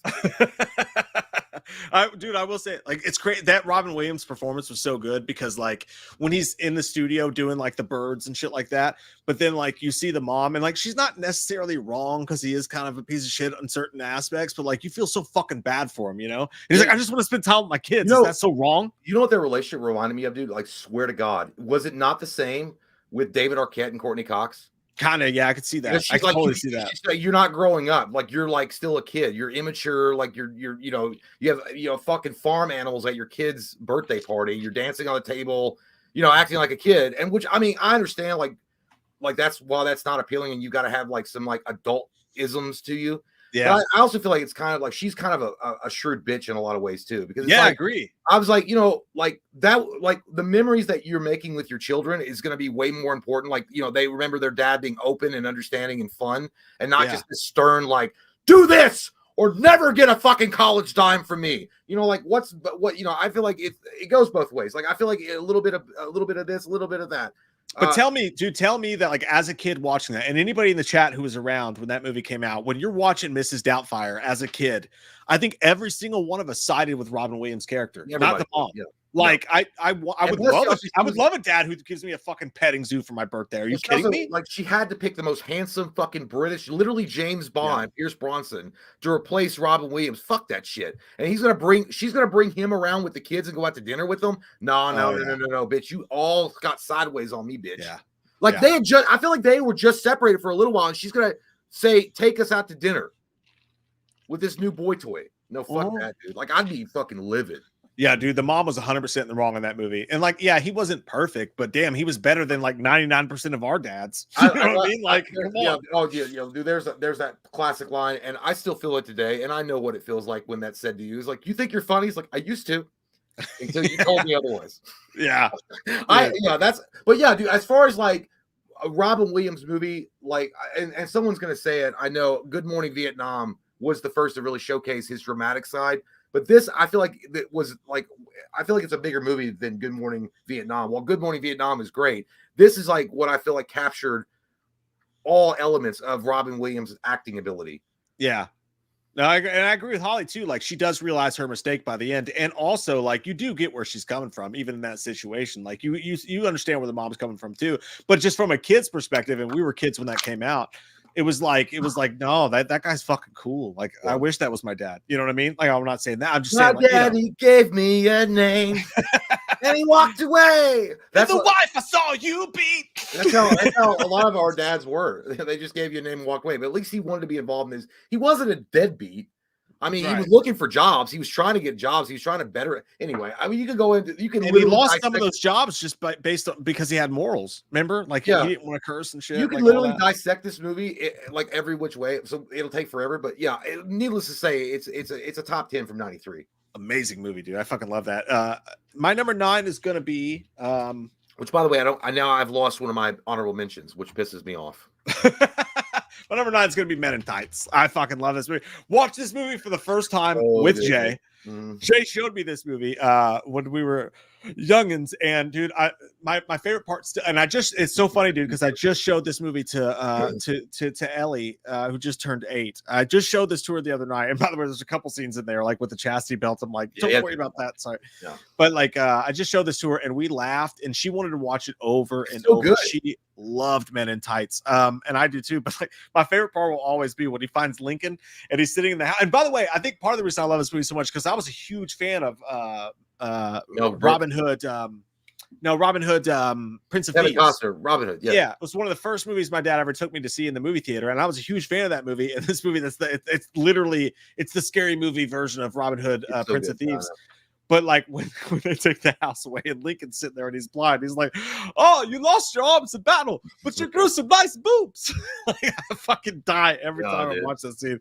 But nutty, ho, ho, ho. Like, all that shit. A lot of people, Dave Chappelle was in that fucking movie. Yeah, dude. Excuse me, bad guys. I gotta get pumped. And then he pumped the speakers up. Continue. Or that one guy that pops out, is like, "Hi, Himmel." This is not Himmel. I can't remember. We're men. We're manly men. We're men in tights. Yes. We roam around the forest looking for fights. We're men. We're men in tights. We rob from the rich, give to the poor. That's right. And he goes, dude, we may look like pansies, but watch what you say, or else we'll put out your lights. You know, it's so great though. Mel Brooks was able to like again, he did Spaceballs making fun of Star Wars, then he did this making fun of the Robin Hood legend, and most likely the Kevin Costner movie. Dude, it's incredible. It's so good. And Tracy Ullman was the witch. It's so good. It's like, I don't know, dude. You can't like, there's so many scenes in that movie that are great. Dude, every character in that movie was so fucking good. Like, every single one of them was so fucking good. Like, from the bad guys to like the good guys to every Little John. All of it, man. Little John, he was like, he's like, they call me Little John, but don't let the name fool you. In real life, I'm very big. And he's like, I'll take your word for it. And he's like, no. You got to pay a toll. Because if you don't pay the toll, then we don't eat no rolls. I made that up. That was so fucking good. I love Men in Tights. If you guys have not seen Men in Tights and you just want a movie that's going to put you in a fucking good mood, watch it tonight. Do it. Well, you could do your 8 if you wanted to, but my 8's going to be In the Line of Fire. It better not be a fucking 1991 bullshit ass movie, because I swear to God, I'll fucking turn my computer off. I think it is, but it's just made me laugh. I swear to Christ, dude. No, I just didn't expect it. It is in fact a 1993 film. That's a great goddamn movie, all right? And yeah, I know that Clint was getting up there in age, but I love that movie because John Malkovich was an amazing bad guy in that movie. He actually was scary. Yeah, and Clint Eastwood, even at his old fucking like I wear diapers from Walmart, I don't give a shit age, he was like, he goes, what do you think about John in late at night when you're thinking all, because he was a part of the Kennedy, like troop, like in the movie, right? Clint Eastwood like was supposed to protect Kennedy, and he got fucking his head blown apart. And then Clint Eastwood, like responding to John Malkovich's teasing, is like, "Well, I'll be thinking about that when I'm pissed on your grave." That's a great movie, dude. I fucking love that shit. That sounds like Ric Flair giving the last line. I love that shit. But yeah, dude, In the Line of Fire, and it's so, dude, like the way that John Malkovich, Clint Eastwood is great in the movie, and the character is so great, and obviously, it's Dirty Harry, pretty much a broken down Dirty Harry in The Line of Fire, but I feel like the movie hinges on John Malkovich. John Malkovich he's pretty much like the Kevin Spacey of Seven. Like, he's creepy, he's weird, he's obsessed with the Kennedy assassination. He wants to recreate that, because I feel like in his twisted mind, the only way the country comes together is through an assassination of a president or some shit like that. And like, even how he gets through the metal detection and he makes a wooden fucking gun with 2 shots, that's insane, dude. Yeah. It's creepy, actually. Yeah, dude. John Malkovich was fucking incredible in that, dude. Like, so well done. That's a good one, dude. That In the Line of Fire was such a dad movie too. Like all those Tom Clancy. Was it Ryan? I had my James Patterson collection behind me while I was watching it. What's the guy's name in all those movies? Ryan. Ryan Gosling. I know you're talking about Ryan. They make him all the time. John Krasinski's playing him right now. Yeah, Ryan. I don't know.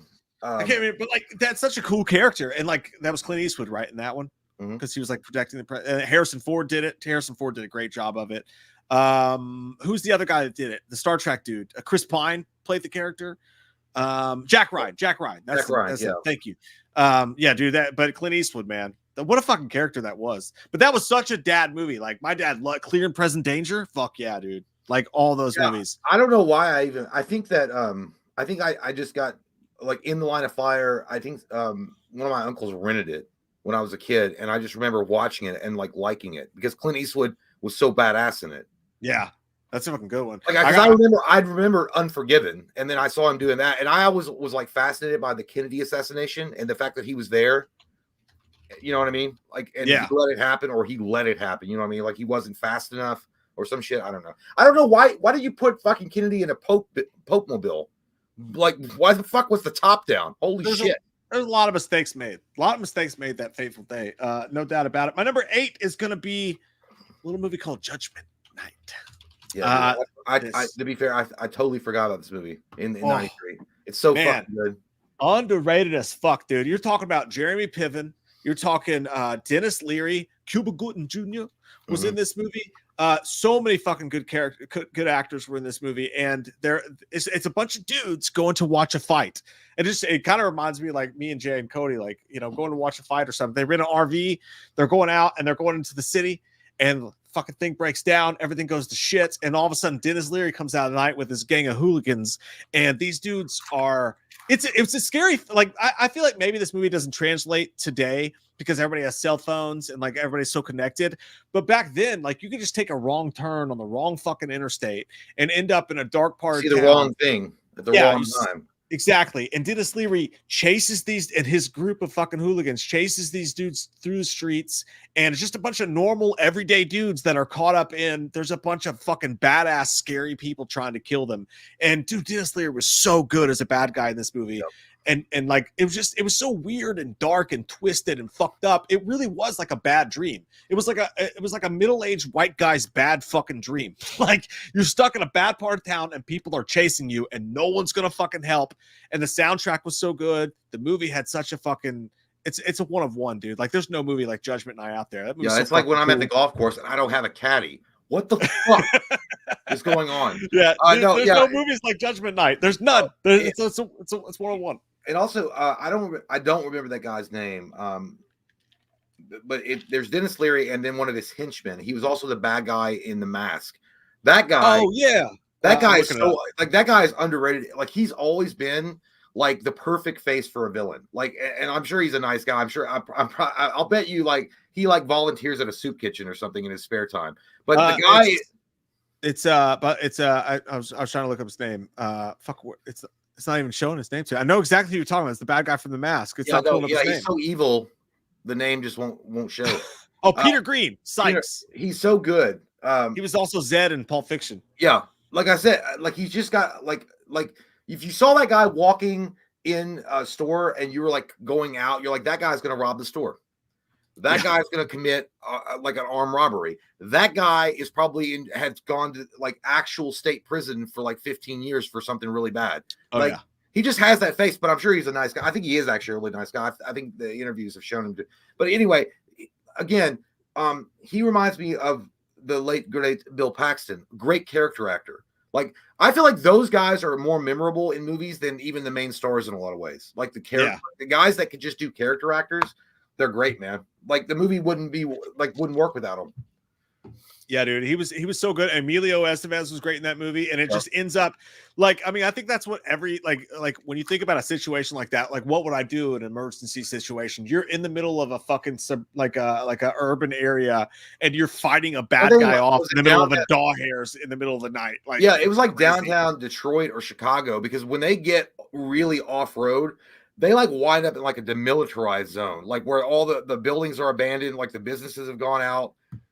It's like modern day downtown Detroit. Yeah, shit's scary as fuck, and it's so realistic. I love downtown Detroit, but like the really bad parts of Detroit. Yeah, 100%. Yeah, if you guys have not seen Judgment Night, you got to check it out. It's underrated as fuck. Emilio! My number 7, and I'm going to make this quick because I've got to drain my little Emilio. Get it, son. But my number 7 is going to be Wayne Stock. Wayne's World 2 is my number 7. I actually probably watched this movie more than the first one, and I remember it more fondly than the first one. Don't you fucking dare cross check my shit. I was looking, it is 93. I was confused. Yeah, I was like, there's no fucking way it's earlier than that. Oh, dude, no. I fucked up. My bad. I fucked up. You're 100% right. I fucked up. That's on me. Okay. It's 93. If it was, dude, I swear to Christ. No, it says that was on me 100%. You're right. My bad. I like that you saw me fucking Googling though. Like I you saw it. I didn't even see you. I saw your fucking face and your eyes shifting. I would have poured this fucking beer over my goddamn keyboard and ruined it. I'm not sure, Jay. Anyway, I'm not sure. You know what? I might have an anger issue, is what some people might call it. But because it's like, dude, if you think this is bad, you should see me play a fucking video game. When I lose and I know I should fucking win, I start blaming the developers. I start blaming the fucking programmers. I'm like, you guys are making this not fucking fun because I can't win the fucking game. And I got this on easy. And you motherfuckers are literally shitting in my mouth. Anyway. That was my fault. My bad. Wayne Stock. Great fucking movie. Wayne's World 2. I feel like they improved on what they did in the first one. I feel like the first one was great, obviously, but in Wayne's World 2, you got Christopher Walken. Because I had to beat them to death with their own shoes. You have the road manager. He was great. The whole thing, the Wayne Stock thing was awesome. Garth getting a girlfriend was awesome too. And then Kim Basinger, how can you go wrong with that hot piece of ash? And then she's like, take me, Garth. Where? I'm low on gas and you need a jacket. I mean, there's so many great quotable lines. Like, no, don't worry about me. I'll just stay here and lick the cat's butt. Okay. Like, you know what's funny is it's so relatable because me and Mike have both been there. Like, either one of us didn't go and do something. Like, I'll just stay here. Fuck me, right? It doesn't matter what I want. I'll just lick the cat's ass. He's like, okay. like that's what you want to do, and then like don't tell anyone. But Garth finally got pews. Like you didn't tell him, but my pews, did you? No. Yeah, but No. dude, my favorite scene is when he meets Cassandra, when he meets her dad, and he's like, "This is what I think of your nutsack." And they do the whole fucking like bad dubbing, like you want to date my daughter, but you cannot. He goes, I know all the fighting moves: the tiger, the bear, the monkeys. I will take you, old man. I'm gonna be frank. It's like, okay, can I still be Garth? Yeah, dude. It's really hard. Like Mike Myers was legend in that, but would it have worked without Dana Carvey? I don't know. Probably not. No, dude. I think Dana Carvey was better in Wayne's World 2 than he was in Wayne's World 1. Like, I think the movies are equal in my mind. Like, they're the exact same film, which is what makes Wayne's World 2 so fucking great. But like, they're just as good as one another. You know, I like when he's bullshitting to Christopher Walken about the bands they're inviting to Wayne Stock, and he was like, "Oh, we've got this," and then he's like, "And Van Halen," and then Garth is like, "Van Halen, whoa, who else?" An old man carving old man carving a canoe out of wood. What? No. they try the sphincter game on Christopher Walken. He's like, "What you want me to say?" Like, a sphincter says, "What?" Like, I don't get it. Right? He's like, "Oh, last guy did not get it. You big, we small, we small."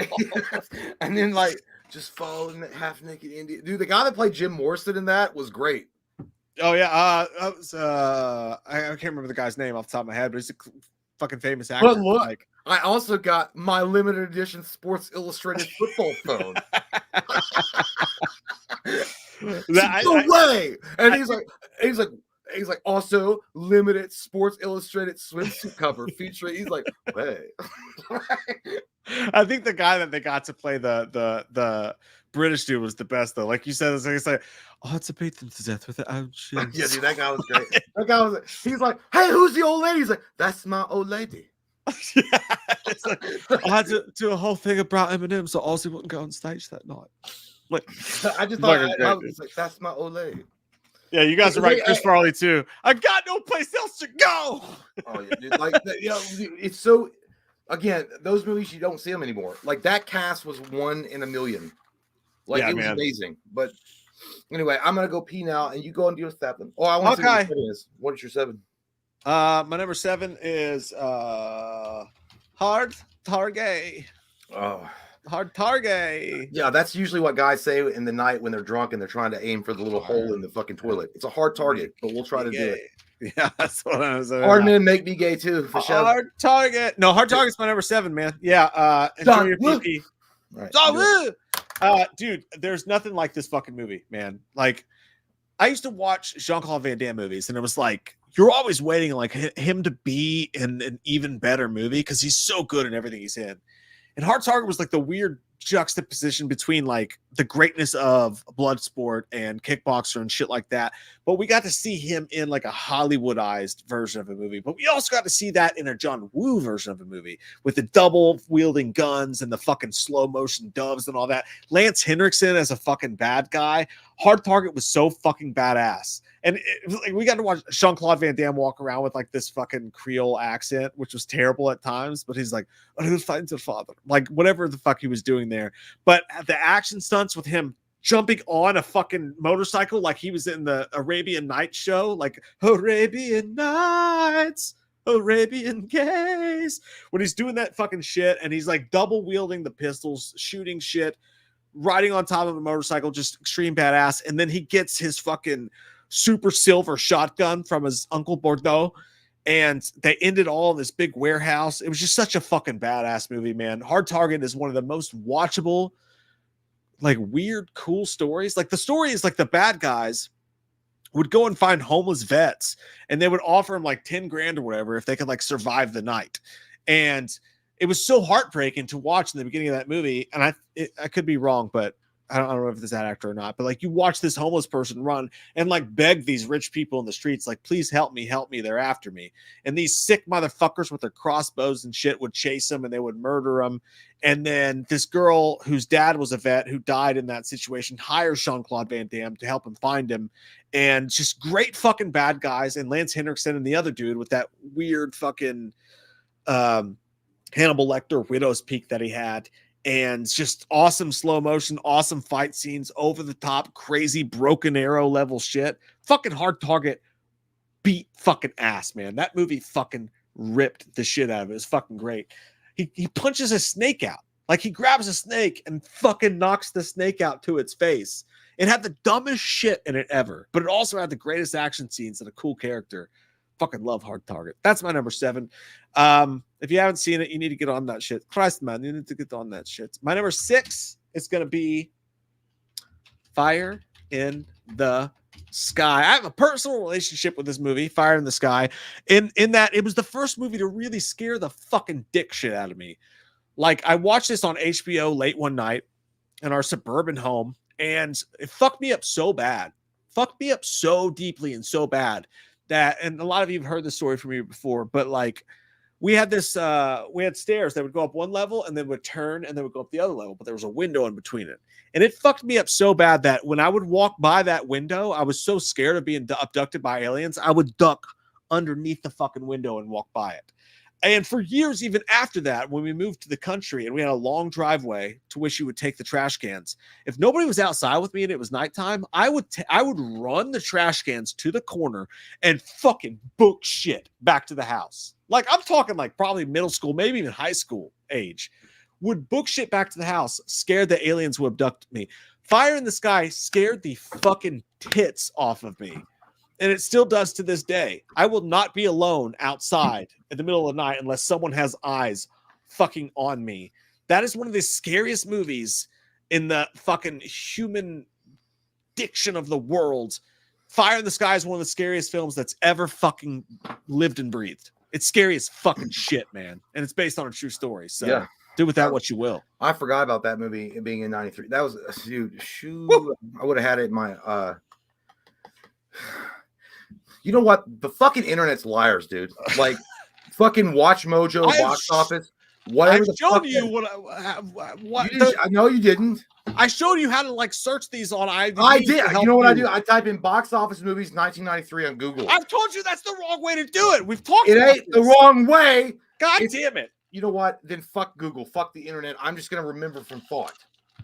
Anyway, yeah, Fire in the Sky is a great goddamn movie, and we met that guy, the real guy. Yeah, one of our first Scarefest adventures. He was. It was so weird. Nobody was at his booth, and Mike and I talked to him. There's actually an interview on the channel of us talking to him for about 5 or 10 minutes. Very informative guy, very nice guy. You could tell if you meet him up close, he's seen some shit, Jim. Like, he's shell shocked. I believe him, dude. Yeah, and I 100%. I didn't even like. It's like you don't need to take a lie detector test, sir. I know that you weren't drinking and driving. Like, I could smell weed from the car, but I know that you weren't smoking it. Because you usually are always going to hear like, I ain't smoked it. Like, usually you're lying, but this guy was not lying.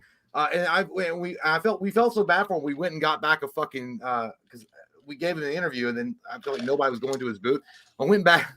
We got a poster and had him sign it for us. And it's still in my closet, dude. Yeah, we paid money and had him sign it because I felt like nobody was going to go to his booth. I mean, obviously I was wrong. But now if we try to get him on the show to do an interview with him, and it was like he was like fucking $50,000 or something. No, it's crazy. Like, yeah, like you said, we saw him at Scarefest or Comic-Con or one of those events, and he was so sweet and he was so nice, and he talked to us and he signed our poster for us or whatever. But like, I emailed his people when we started doing interviews in the live stream, and they emailed me back and they were like, "It's $500 to talk to him." Yeah, I was like, "Are you kidding me?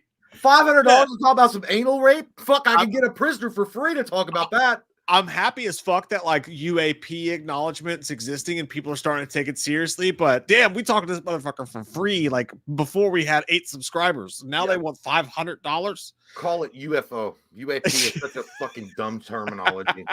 But no. I mean, at the end of the day, like, I don't like. He appeared on the Kardashians.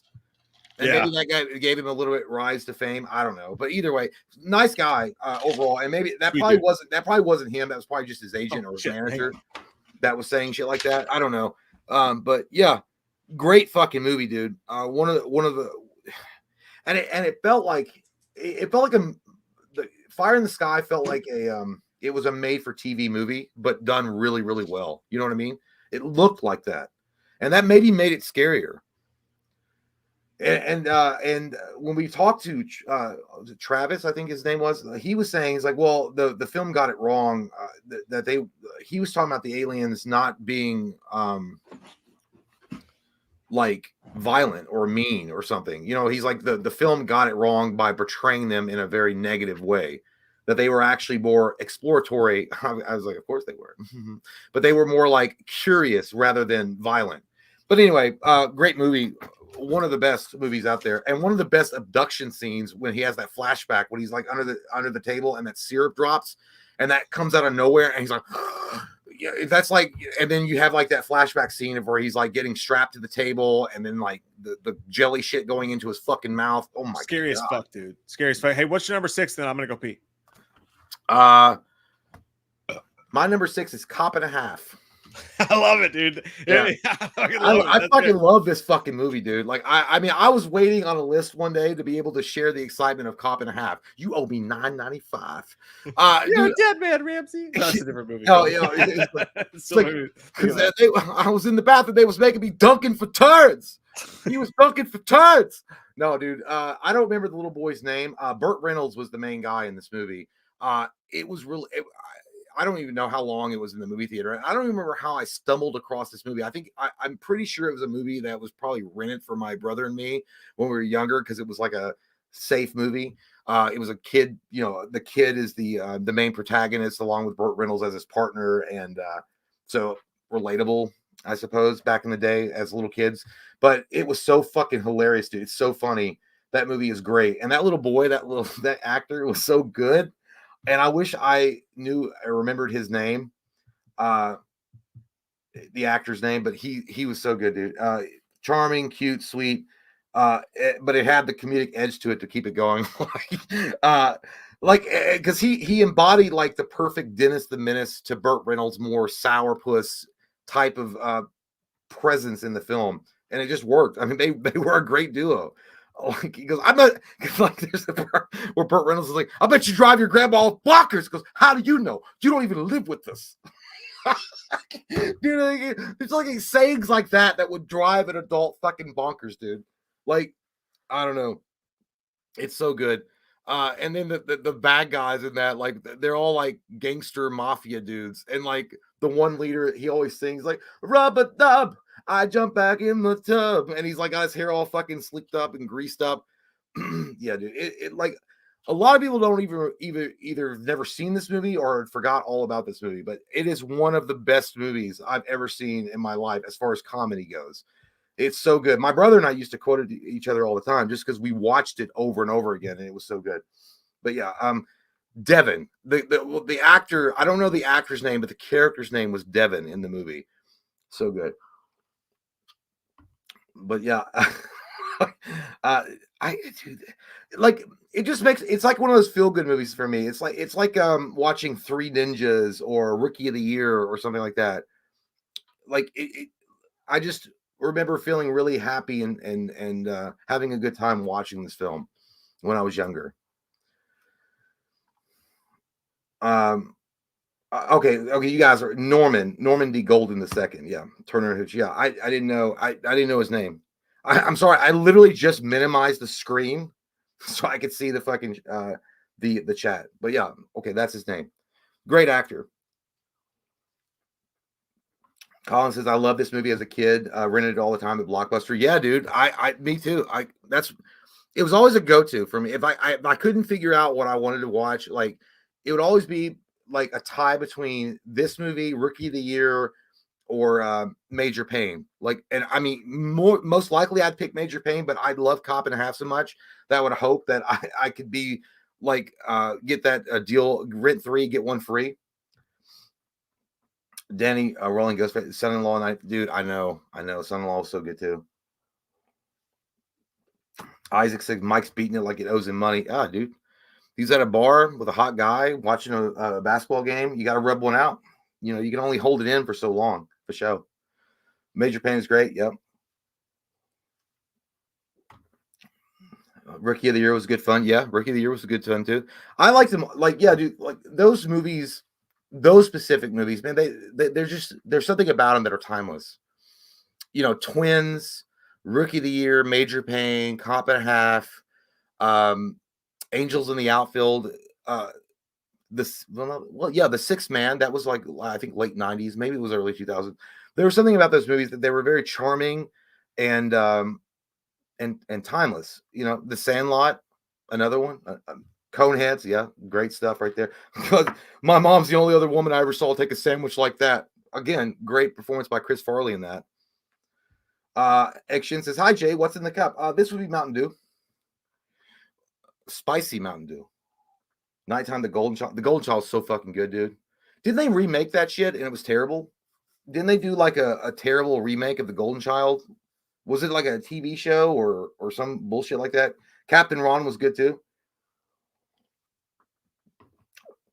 Ghosting Go says, did you watch Cop and Have Do? Did they make another one? Holy shit. No, I did not. Like, Hocus Pocus was great too. No, I didn't even know. Like, listen, I feel like Cop and a Half is a film that was a product of its time, and it works only because it was in '93 and it worked with Burt Reynolds and Norman D. Golden II. It doesn't work, I don't think, outside of that. Because I mean, you know, comedy was different back then. You know what I mean? Like you could have more fun back then. It wasn't just, you know, writers weren't constantly worried about we got to say the right thing, or if we said the wrong thing, we could get canceled or there might get backlash. You know, people were just having fun. They were writing good movies. They were writing good comedic lines and throwing caution to the wind in a lot of ways. They were like, let's see if this works. And if it doesn't, it doesn't. You know, people weren't like, there was no internet. So people weren't going on there and like ruining people's lives and careers just because they wrote something comedic that they didn't agree with, which is where we are today, unfortunately.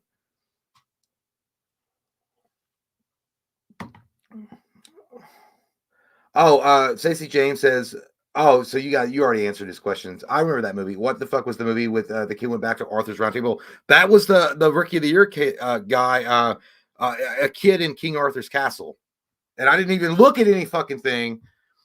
I remember I wasn't a big fan of that one, but I remember watching and it was okay. I feel like after Rookie of the Year, to be fair, after Rookie of the Year, that guy's acting career, it kind of plummeted a little bit until American Pie, which kind of brought it up, back. It kind of brought it back a bit, but not really. I mean, everybody was focused on Eric Stifler, not that guy. But JT Custom says it's Army of Darkness on the list. Was that 90? Oh shit, it was. Was it? I don't know, dude. Like at this point, I'm like a fucking drunk Doc Brown from Back to the Future. I don't want to input anything into the time circuits because we could wind up back in, fucking the Viking age where everyone's butt raping everybody on the battlefield and there's no medicine or penicillin. My time says, did you see the Halloween 1990s porno Swalloween? No, dude. That sounds hot though. Was it on fucking HBO when there was one HBO or Cinemax, I should say? Smudge says 93 was a terrible year for horror movies. Yeah, I don't think that I saw anything on there. Let me again, I'm not even gonna do it. You know what? I'm not even gonna do it because apparently how I use Google to search for movies of a particular year is the wrong way to do it. I'm like a fucking drunk Willy Wonka just trusting the internet sources. So I don't want to do it. But I don't remember. Wasn't 93? Didn't like Critters come out or Critters 2? I mean Critters 2 or something like as far as like horror movie, like it was a very skinny year for horror movies. Not a lot, yeah. In 93. Did Leprechaun come out in 93? It was like cheesy ass shit that like I feel like came out in 93. Like there's not shit. There's not a lot of good horror choices for sure. Like I think Fire in the Sky is like my main. Body Bags, I'll go ahead and bury the lead on that one. Body Bags is in my honorable mentions with John Carpenter. That was a great horror movie. Like that had some. That was an anthology though, wasn't it? Yeah, it was an anthology. Like didn't make my top 10, but was in my honorable mentions. That was a good one for 93. But yeah, 93, not a great year for horror. You know what? Was it? I don't know. I'm sure it wasn't 93. It might have been 95. But one of the most, and it truly is an underrated horror movie from the 90s. Return of the Living Dead Part 3. Yeah. I think that was 94 95 though. That's actually Uh, that was like that, like where maybe it was 94. I don't know. I just remember watching it just on a whim because the box on that was 93. That was 93. Okay, Yeah. okay. Return of the Living Dead Part 3 was actually well done. It was actually a good movie, and Yeah. and the box cover art was really cool. Like it drew you in with that chick with the spikes coming out of her arms and stuff because Yeah. she was becoming a zombie and she was like stabbing herself every time she wanted to eat that meat, and that's just a poor boyfriend. But yeah, dude, like that was a good movie, man. You guys are right. Jason Goes to Hell was 93, but that's not making anybody's Oh, that top movie, 10. that That movie's sucks. fucking terrible, dude. What was your number 5, by the way? We've talked about it a little here, so we'll go ahead and put it on there. Last Action Hero is my number 5. Oh, yes. Like again, this movie got bombarded with hate when it came out. Like they hated, the critics hated this movie. I don't understand why. I feel like it was a great action adventure. Like it was literally the definition of action adventure when I watched it. Like how many times would it, like as a kid, would you want to go and go fight alongside your favorite, action superstar or action hero in a movie that you watch all the time? Like, like being in the corner with Rocky or going on an adventure with like Arnold or something in Conan. So I mean, yeah, I got the appeal right away, and I loved it, and also it also had great comedy bits in it. Like there's a scene when Danny comes over, and he makes friends with Arnold, with Jack Slater. By the way, AC/DC, oh my god, big gun, holy fuck!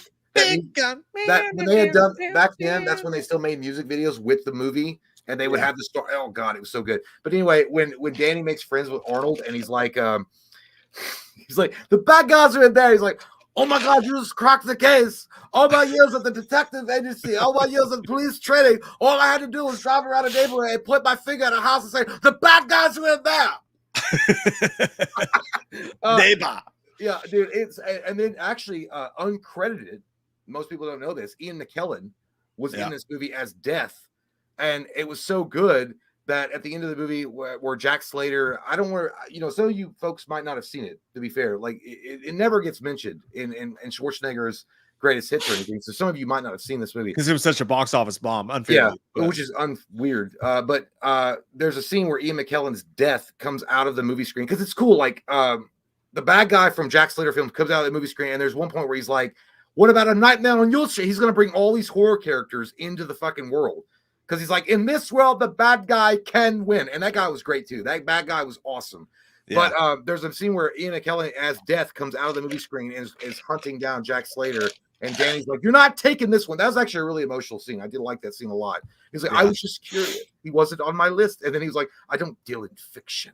It's so fucking good, dude. We just did by the way, if you guys want to, we just did a huge long review on Last Action Hero, which was super fun on the main channel. If you guys want to check that out, that's a great one. Last Action Hero is what I'm talking about. But yeah, I get on ramblings and people are like, I don't know what he was talking about. He's just like going 1,000 miles an hour and I can't keep up, but I just know he's screaming at something. I know what you're talking about. I know what you're putting down there, big guy. Yeah, no, it's a fucking great one. My number 5 is going to be A Perfect World. This movie that was in 93. Man, dude, Clint Eastwood, fucking Kevin Costner. That movie was so deep. Like, it was so fucked up and weird. Like, there was some weird shit in that movie they would never put in a movie today. But damn, like, it's this bad guy kidnaps this kid and goes on this cross country, fucking tour, and they're hiding from the cops, which was Clint Eastwood and whatnot. But damn, that movie was so deep. It was so touching. It was so fucked up. It had so much to say about like the world and the shit around it. Perfect World fucking rules, man. That's a lot of people I bet have not seen that movie. You've got to watch A Perfect World. I think that was one of Clint Eastwood's first movie he directed. It's got the Clint Eastwood feel to it, like because Clint Eastwood's the main marshal that's hunting down Kevin Costner in that movie. And yeah, Kevin Costner is he's a felon, or he's a bad guy, I guess, but he's not really a bad guy. He just made mistakes. But the guy that he's partnered with, a fucking scumbag.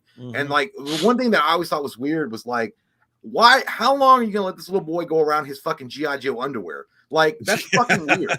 And like even Kevin Costner at some point was like, yeah, I'm gonna go get you some fucking pants. Like I was just like, get the kid some fucking jeans or something. Yeah, that shit was weird. That was the way they did that nasty motherfucker, his partner.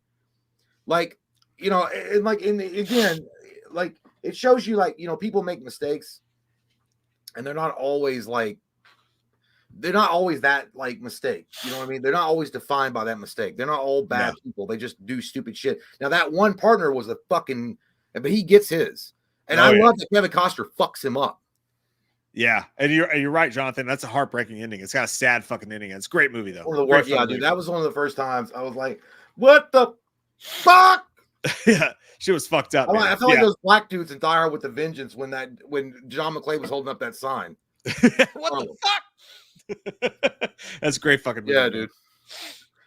Number 4 is going to be a little Demolition Man. Yes. Demolition Man. Very good. In the States, we call it Demolition. That's a man. That's what a man is right there in Sylvester Stallone. It captures everything 90s about Sylvester Stallone and the badassery of Sylvester Stallone, while also encapsulating what made Wesley Snipes fucking the coolest dude in cinema at the time. Like he's got the dude Wesley Snipes as Simon Phoenix. He's so good. He could have been. I feel like he's so well written. He's so maniacal. He's so crazy, but funny in a very sadistic way. He could have been a Batman villain. Like he's written in that way. Simon Phoenix, man. He's so fucking cool. He's like, yeah, dude. And he's funny as shit. Like it is so weird too. Like when he pops open and Dennis Leary's in this too. But when he pops open Wesley Snipes popping open the sewer lid, he's like, God damn, I love that smell. Wow, it's crazy. I'm like, what the fuck? Like it's so weird. And then you know, if you guys don't know, the movie. And Sandra Bullock is also a great in that, and Rob Schneider. But he really met his meat and licked his ass. It's like it's met his match and kicked his ass. Yeah. Because all restaurants are Taco Bell. Don't get me wrong, I love a burrito, but all restaurants are Taco Bell. You don't know how to use the 3 seashells. I can see how that's confusing. But dude, I love it when Sylvester Stallone stands up for Dennis Leary when they're like, "Why don't you kill it?" or whatever it was. He's like, "This man's just trying to get a meal. He's just trying to get a meal to eat. You're gonna treat him like this?" No. Fucking deep. Sometimes punching people ain't a good thing. I mean, sometimes it is, but not when it's a bunch of people looking for something to eat. Yeah, that's what it was. Yeah, dude, it was so fucking good, dude. Awesome. It's like you had to take a fucking moment, like the pause to be like, give a public service announcement. Not when it's a bunch of people trying to look for something to eat. And he goes, "Don't you have somewhere to be?" My favorite part of that movie, I swear to God, dude, is when he goes down in the sewer and he gets like a burger, and he was like, "This is a rat. This is a rat burger." It's like, "We'll see," and he's like, "Pretty good." Adios, yo. And he's like, "It's a rat burger." Yeah, I do. I fucking do. It's an all-time classic film, and again, I could not believe how great Wesley Snipes was as the bad guy. Like again, that movie hinges on the antagonist, in my opinion, more than the protagonist. Yeah. Sylvester Stallone is great already, and we already knew that going into the movie, and he was going to be the action star superhero with the abs of steel. But you had to have a villain that could match him, and Simon Phoenix has got the mouth and the fucking moves to match him in every way. It's such a great fucking movie, dude. Dude, it's so good, and it's so cool because like that's the whole idea, like Sylvester Stallone's character captures him, but he does it, and a bunch of hostages die because he fucks up. So they ice him for years, and they bring him both back years later, and like the whole world is a bunch of fucking pussies, basically. And like, it's like today, you offended me, fuck you. Yeah. If you curse, this little thing goes off. It's like, you've been fined 1 demerit by the whatever system. He keeps cursing, and he uses it as toilet paper because like they don't have toilet paper. They have the 3 seashells. Like he doesn't know how to use the 3 seashells. What's this 3 seashells? Rob Schneider's great in that fucking movie. Yeah, that's why I'm saying. Like if I feel like if I was actually active on Twitter, that's what you're like be well. It's like what it feels like. No, it's like be well. It's like be fucked. I love that line. It's like be fucked. Yeah. Demolition Man is actually what Twitter feels like. It feels like you're living in that world. I feel like Demolition Man, like running around with like when they wreck a car, it's like all fucking like foamy ass like shit. I understand that's great. That's a great safety tool, but everyone's like they don't even have guns anymore. The cops are like using like goddamn Gavin Newsom fucking stun sticks, like on fucking violent ass criminals and shit. And then when Simon Phoenix gets thawed out and he falls out, all the other fucking thugs from the 90s, guess what? They rule that ass because like you guys are soft ass fucking marshmallows, bitch. Yeah, but how genius was it like Simon Phoenix breaks into a museum and he goes and gets all the old school guns, but he also gets the futuristic Yeah, dude, guns. I love that when he got that futuristic gun. He's like, "What is it?" He's like, it's like there's like an AI that explaining how the gun works. He's like, if the moment of impact, it must charge it. It's like, what are you fucking trying to tell me? Like these batteries or something? I mean, what the fuck? AAA, double A? What are we talking about? That movie's so good. That is a movie that we need to do that movie full justice. We absolutely have to do a Patreon commentary for it because there's so many lines and shit in that movie. We had Last Action movie review or whatever. I think that was in the works to do. Oh yeah, totally. Back in the day, we had a second channel and we were just doing action movies of the '90s, and we were going in depth on them, like an hour or 40 minutes of them. Demolition Man's it's an all-time fucking great. All-time fucking great. I like my number 4, I'll be quick. We already talked about it. Wayne's World 2. Like, dude, it's just as good as the first fucking movie. Like, it's just as fucking good. You know what I mean? Like, maybe better. You can say better. It's arguable.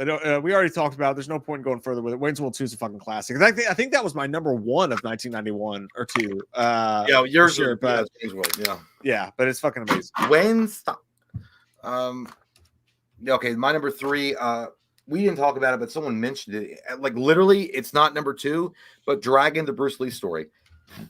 It's my number 3. I love this fucking movie so much, dude. I can't remember the guy that portrayed Bruce Lee in this movie.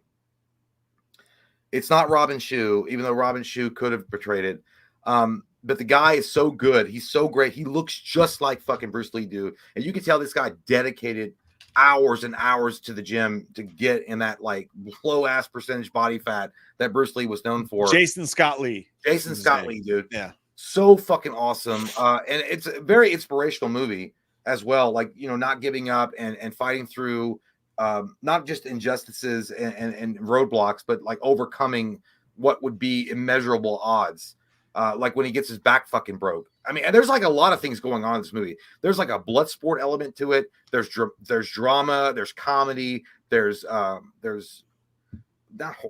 horror because when he's fighting the demon, and then the whole thing with Brandon Lee and the fact that this curse has been, dude, it's so good. I don't want to ruin the movie. If you guys have never seen Dragon, the Bruce Lee story, a lot of people have not. Yeah, it is so fucking good, dude. It is unimaginably good, and like it made me cry, dude. When I watched it, when he gets his back broke and he's in the hospital, and that's when he writes his book, like his famous book that everyone knows, and his wife is like, hey loser, whatever. He's like, so you should still write your book, or what? Because she's trying to get through to him because he keeps on giving up. And he's like, I can't walk, I can't move. She's like, you talk, I'll write. He's like, it would take a lifetime. and then she's like, are you going anywhere? He's like, and then he starts like, I do. And then even the beginning of the movie, Venom's right, dude. That had an SNES game. Remember the Super Nintendo game? Yeah, it did. Yeah, it sucked, but I remember it. I remember at the very beginning of those drunk fucking British sailors, and it's like maybe they're Aussie, and they were like dancing with that one Asian chick, and he's like, mind if I cut in? And he's like, go on, mate, get one of your own. He's like, she is one of my own. And then he fucks them up. And then that dude, how can you forget the kitchen knife scene? Remember?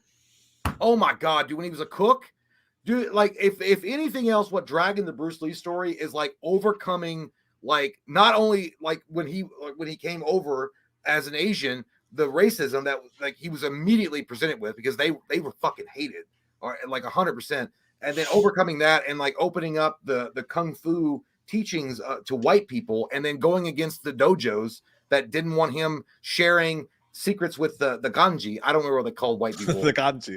They call them not the gringos, but they called white people something else. But dude, it was so incredible. And Jason Scott Lee, 1000%. Like, yes, the guy in Once Upon a Time in Hollywood was very, very awesome, and very, very close to the real Bruce Lee. Jason Scott Lee, I think, did more justice to the actual Bruce Lee life than anybody, and also him getting fucked on the Kung Fu The Legend Continues, and they gave it to David Carradine because they didn't want an Asian guy being the lead in it because it was, still a racist time in the country during that time.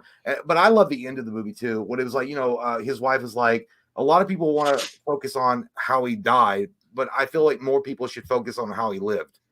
I love, and that's how the movie ends. And it's him just doing fucking Jeet Kune Do or whatever the fuck he was doing with the sun setting. It was so goddamn good, dude. Yeah, like dude, if Liu Kang was a real person, this would be his life. Yeah, dude, that's an underrated ass movie. I gotta go back and rewatch that. It's been so long since I've seen it, but like, I remember that being fucking awesome when I did watch it. That whole story, and dude, the Bruce Lee story, like their whole family story, from Bruce to Brandon, like that whole, it's so fucking sad, man. Like it's so fucking tragic. It's crazy. Mary Brown says his wife is in Dumb and Dumber. Yeah, that was the wife. That's fucking weird when you think about it that way. My number 3 is going to be, this is going to seem low. This is going to seem real low. Sun's getting real low, big guy. It's going to be Tombstone. My number 3 is Tombstone. What can you say about it? Fucking one of the greatest all-time films of ever. Hey, man, talk to you right now. The 90s were a great fucking decade for movies. Tombstone could easily be. You ain't no Daisy. You ain't no Daisy at all. I'll be Huckleberry. I go skin that smoke wagon. It's fucking great. There's nothing. It's going to be higher on Jay's list. We're going to talk about it more often. It's a fucking classic. It's one of the all-time best movies. It's one of the best westerns that's ever been made. It is the best western. And I will, it's Best Western Hotel. I will say this, like, once again, I always feel the need to remind people in these lists, like, these are not our top 10 movies of the year of all time. These are our top 10 personal favorites from the year of 1993. And it just so happens that 1993 was a great fucking year for movies. Any list where Tombstone is number 3 is bound to be a great fucking list. And Tombstone's one of the all-time best movies that's ever existed in the pantheon of movies. So yeah, it's low as all I gotta say is I will own it. Touch that gun and I'll burn you down. Touch that gun, I'll burn it down. Yeah, dude. You know what? I can't. Oh my god, dude. Yeah, Tombstone. Oh my god, what can we say about Tombstone? Please, he goes. Why are you doing this, me? Why are you doing this to me, Verge? Because it had nothing to do with you. What? All time fucking. No one's saying you can't own a gun. No one's saying you can't even carry a gun. We're just saying you can't carry a gun in town. I've not begun to defile myself. Smell that? Smells like somebody died. Jesus Christ, Chuck. That was fucking all-timer, dude. Yeah. What's your number 2, sir? Is it Tombstone? No, my number 2 is Jurassic Park. I had to put it on the list. Like it was one. No, I mean it literally was. I read some fucking history books and shit. I knew what dinosaurs were. I know what the Jurassic era was, along with the Jurassic era and the Taco Bear era. Knew all those things. I knew all those things. But like to actually see it on screen and not that fucking, B movies from the 1950s where it's stop animation, but to see a fucking live ass fucking velociraptor devouring a poor goddamn zoo worker at the beginning of the movie and me spilling all my hot tamales because I'm in shock because I didn't expect the violence of that, and then seeing the T-Rex, Jeff Goldblum, Sam Neill, what the fuck ever, dude. It was a wonderful movie. Everything that came after it, yes, we can have arguments today. I don't care. Jurassic Park, the original Jurassic Park, is the greatest Jurassic Park film, period. It doesn't come close. Everything that comes after it is always a shadow of Jurassic Park.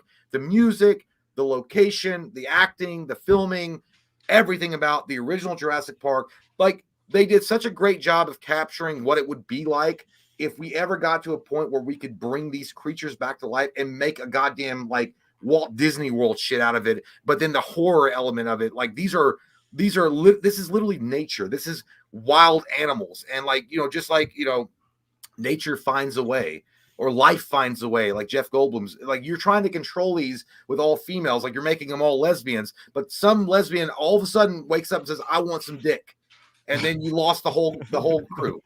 But no, either way, dude, you could, what do you classify this movie as? Is it sci-fi? Is it action adventure? Is it horror? It's just because in some way it is horror. There is a lot of horror elements in this movie. And actually Michael Parton was talking about Spielberg doing a horror movie. I feel like Jurassic Park, if you take out a few scenes and you add a little bit more ambiance, not ambiance, it's not even horror, but ambiance with the horror aesthetic, it could be a horror movie. I agree. Yeah, no. And it's the only movie that ever, like, you got the great Samuel L. Jackson having a cigarette butt hanging out of his mouth. Hold on to your butts. And like, it's like you guys could have done so much more with him, but okay. Yeah, dude, I agree. Dude, growing up in the 90s, there's not a kid alive who grew up in the 90s who didn't see that fucking red, black, and yellow Jurassic Park poster in their movie theater, just like waiting there to be the biggest fucking thing anybody had ever seen. It was such a big goddamn deal. You know what I mean? Like, it was so huge. Yeah, and remember the toys came out. I always wanted the Jeep. Yeah. I never got the Jeep. I think we got. I know my brother. We got Sam Neill, the actor, the character in the movie. We got that one, and we got one other thing from Jurassic Park. But yeah, dude, it was such an incredible movie. It really was. Like, just the majestic. Like, you go back in '93 and you watch that, right? And I remember seeing it in theater, and I've never seen anything like it. It was so big. It was so grand. It was like, it was like shot in a way like Lord of the Rings or something. Yeah. You know, there's this massive fucking world that you were just being introduced to. I don't know. Yeah. And I'll go ahead and say it. I will bury the lead on that and say that Jurassic Park did not make my top 10. And it's not because it's not one of the, it's not because it's not one of the best 10 films in 1993, because it absolutely is. And again, I want to go back once again and remind you guys that these are our personal top 10 favorites. It was 11. Like, it's literally my 11. No, yeah, it's in the conversation. But yeah, for me, rewatching it, like it is no doubt one of the top 3 best films that came out that year. But like, it's fucking, I'd argue it's one of the best 10 films of all time, because it was such a fucking event. Nobody has done dinosaurs in film like Spielberg did with Jurassic Park. Like they come up with these movies constantly, new Jurassic Park movies, and they're fucking CGI bullshit. It should be embarrassing to go back to T2, to go back to Jurassic Park and look at what they put on screen, and how real they made that shit look.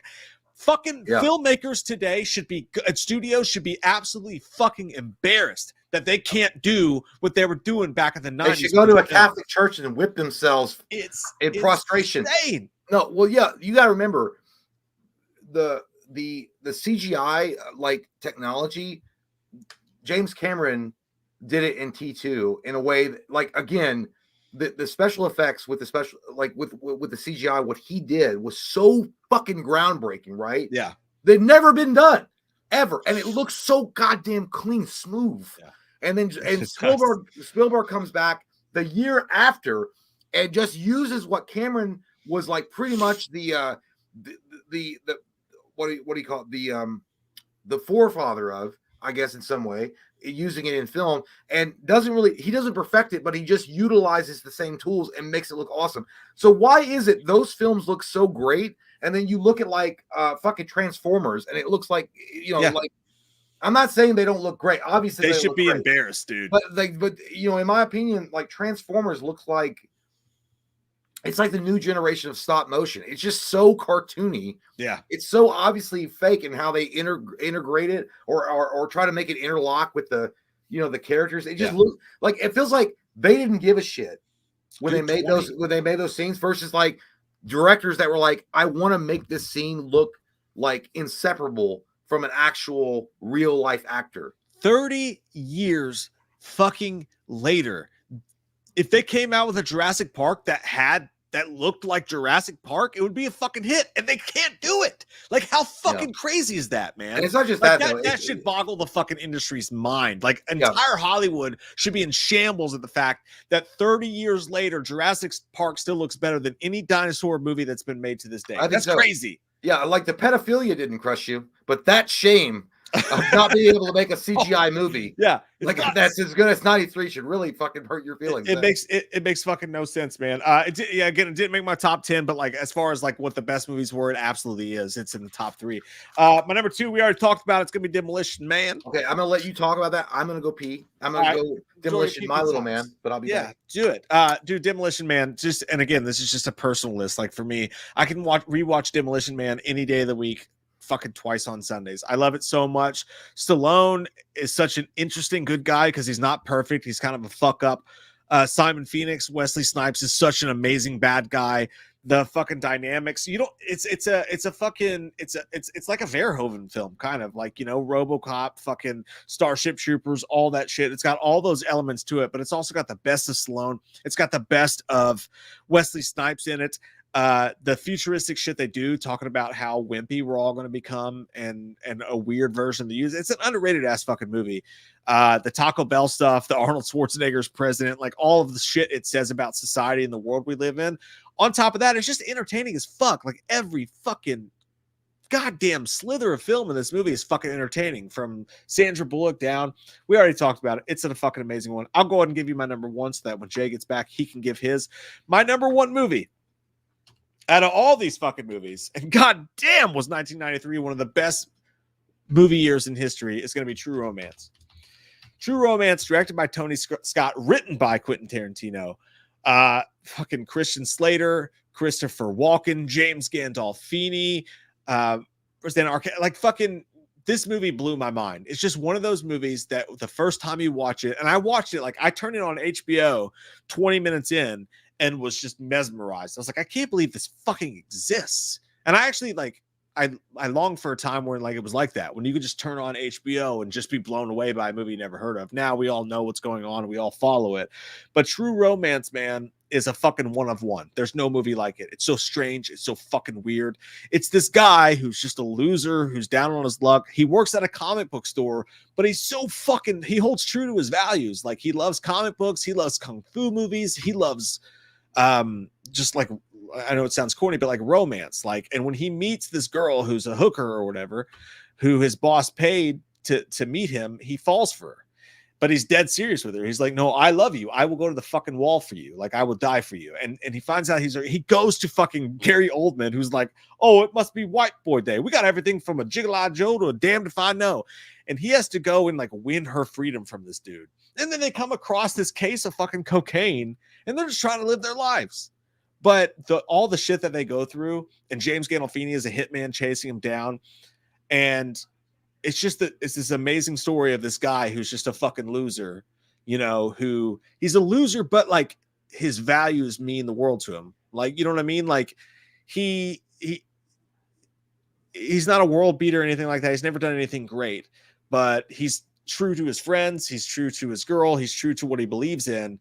And he goes on this fantastical fucking story. And then Christopher Walken comes in as this huge piece of shit. His dad's Dennis Hopper. The acting in it, just, this is a fucking movie, man.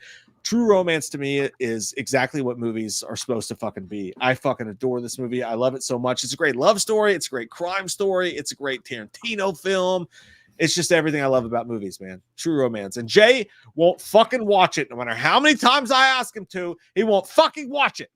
It's True Romance. Romancing the true. I mean, what is the truth? What is the truth? So Jay's number one. By the way, every time I come back with you insulting me, I feel like I should be sitting down with like the broken arrow sound, like boom, boom, boom, boom. I do it on purpose because I can see, I can feel you coming in. Was that? Did fucking Broken Arrow come out in '93? No.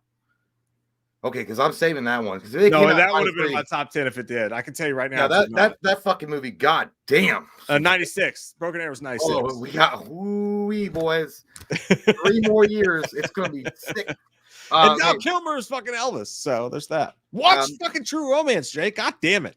Just do it. I will before 96. Do it before you're 40. I can't. I got like a midlife meltdown happening at some point. I think on Tuesday, and then somewhere in between that, there might be an Olive Garden excursion. I don't know. My number one's Tombstone. We've talked about it at length. I think I don't need to explain why. Like before Tombstone came out, my favorite Western was Unforgiven. And then when Tombstone came out, it shattered everything I ever thought like a good Western was gonna like. I never thought I would ever see something like that. Like would draw me in to a point where I actually wanted to go to the library and open a fucking book and find out who Wyatt Earp really was and shit. And I remember when and also the actual Wyatt Earp movie with Kevin Costner came out with Gene Hackman around this time, and it bombed. Because it opened against Tombstone, and Tombstone, it was a toitly written movie. It had a Right. great cast of characters. Wyatt Earp was a lot longer. Kevin Costner explored a lot more of the actual story of Wyatt Earp and maybe portrayed Wyatt Earp more historically accurate than Kurt Russell did. I mean, Wyatt Earp was not a nice guy. He was kind of a piece of shit in a lot of fucking ways. Well, a great lawman for sure. And he had not infamous, but he had legendary shootouts, but they glamorized it and glorified him in the Tombstone, and I appreciate that. Like, Tombstone is the Top Gun of westerns to me. Like, that's what it is. It's high fucking falutin fun. The characters are great. The bad guys are great. Even the secondary bad guys are great. The one guy that was up for Cable is fucking Ike. He's like, Law just don't go around here, Law dog. He goes, yeah, I heard you the first time. Stephen Lang, yeah, Stephen Lang, dude. Stephen fucking Lang. You see him as Ike in Tombstone. You're like, that guy is the fucking main bad guy in Avatar. That guy is the guy that was going to be Cable before. You know, it's like that guy. Yeah, that guy. Dude, what can you say about this movie? I mean, that's not been said a million times before. You had Val Kilmer as Doc Holliday, the best Doc Holliday ever, period, without a doubt. Kurt Russell as Wyatt Earp, I think 100%. He was born to play Wyatt Earp. Bill Paxton as Morgan, great, the sensitive guy. You remember when I was telling you about that light you see when you die? That ain't true. I don't see a goddamn thing. You got Sam Elliott playing fucking Virgil, dude. Like, you've literally got an all-star lineup. And then you've got Michael Biehn playing Ringo, who wasn't a real guy at all in the history books, but did such a great job and phenomenal job. And it's so eerie the way that the film opens with them invading that they were in Mexico. They were having a wedding, and they just like go and rape the fucking bride, and they shoot the fucking groomsmen. And then the preacher comes out, and he's like, you know, he's talking shit, and then fucking Ringo shoots him in the head, and he's like, what was he saying? He's like, and he said, "Behold, a pale horse, and on him who rode death." And then you see Kurt Russell writing in, and according to Michael Biehn, I watched him. He had an interview with the guy that was Lex Luthor in Smallville, his podcast, and he was talking about the craziness of that movie and the director. Like, I think they switched up directors, and it was pretty much written on the spot by the other actors. They like had a lot of input, so it was a collaborative filming process. So it wasn't just a director's vision, because he's like, the original director was fired or he was let go or something. So it's an incredible fucking movie, dude. Like, it's insanely good. I wouldn't say I like both of our lists. I'm looking at both of our lists here. I'm taking a gander at them, and I would stick a finger or two in both of them. Like, I think they're pretty fucking nice. I think we did a good job here. Honorable mentions wise, I'll run through mine, and then I'll take a PP, and then we'll go through the last super chats, and we will watch the X-Men trailer together. Honorable mentions for me, Jay, they are Point of No Return. That was I used to watch it all the time back in my house. I think that was a badass fucking movie. Airborne, you remember? Fucking Devil's Backbone. You know, Airborne was fucking great. Loaded Weapon 1 was fun. Surf fucking Ninjas, man. Oh my god, dude, I forgot about that one. Yeah. Hey, you guys lost. Dude, 1993 was a great fucking movie year when All-Timer Surf Ninjas doesn't make the top 10. Oh man, I literally remember Rob Schneider was in that, and he was like throwing dynamite. He's like, I got one. He's like, you're supposed to light it first. Fucking amazing, dude. I love it. Body Bags, I mentioned that. Nowhere to Run, Jean-Claude Van Damme. A lot of people hate that as a piece of Jean-Claude Van Damme's, because it was a romance, it was a love story, but he absolutely kicked ass in that fucking movie. Good. It showed what a good actor he is. Nowhere to Run was fucking awesome. Body Bags. Body Bags, John Carpenter was a great horror movie. A few horror movies, 93. Cop and a Half, you mentioned that one. Man's Best Friend, Lance Henriksen, fucking amazing movie. That movie's fucking awesome. Yeah, I'm glad you didn't have like split second on there. That movie was trash. Well, I'm just saying, like, if you're a Cujo fan, or if you're a fan of just like awesome, fun, dog horror movies, you got to watch Man's Best Friend. But you watch that, like, man, Lance needed to pay the bill. Like, he was behind on fucking rent. It was good, but it was like, yeah, dude, he was behind on rent or something. I loved it, man. So I Married an Axe Murderer. She stole my cat. Like, woman, she comes into my life. Whoa, man. So I Married an Axe Murderer is awesome. Son-in-Law, fucking great Pauly Shore movie. That was fucking awesome. Hot Shots Part 2, Fucking awesome horror or comedy movie. Dazed and Confused, classic. Everybody knows Dazed and Confused. Yeah. Never really landed on me. I think I missed the generation, but it was still a really good movie. Yeah, Ben Affleck was definitely like a guy that liked spanking dudes' asses. In that movie. Grumpy Old Men, fucking awesome movie, dude. Yeah, that was great. I don't really remember watching it on my own. I think I only watched it because my mom and big dad, my grandparents, were like into it, so they actually, I think they went to the only two movies that my grandparents ever went and saw was Bridges of Madison County and Grumpy Old Men. Mm. And that's when I remember them actually going to the movie theater. Both Grumpy Old Men movies were good, man. A Bronx Tale was good. The Fugitive, Harrison Ford. It wasn't me. It was the one on mend. Fucking The Fugitive was awesome. The Firm with Tom Cruise was a great movie.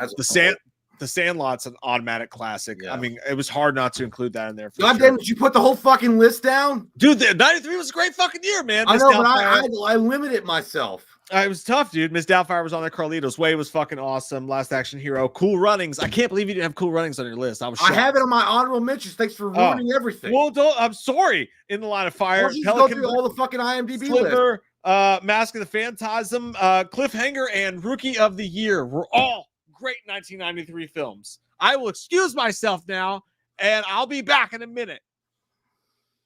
Sorry. I got nothing to talk about now. Sorry. I limited myself to 5. See, I'm caring and giving that way. So if you guys want to hear them, yeah, I guess I'll fucking tell you. Holy shit, dude. I mean,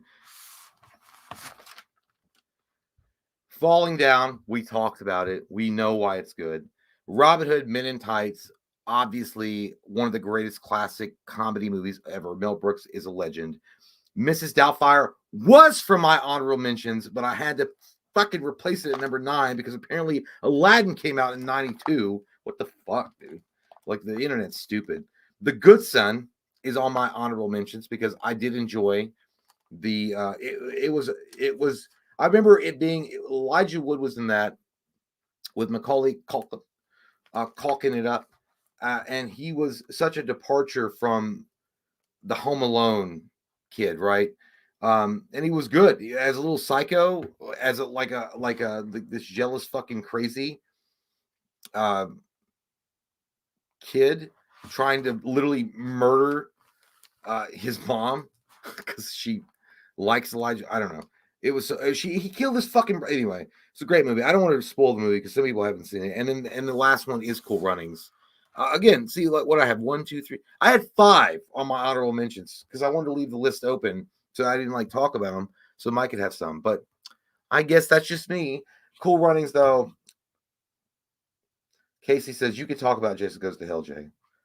Yeah, I mean we can talk about it. And I feel like we should talk about it. You know what? At this point, I think that we should just gather around, hold hands, and talk about it.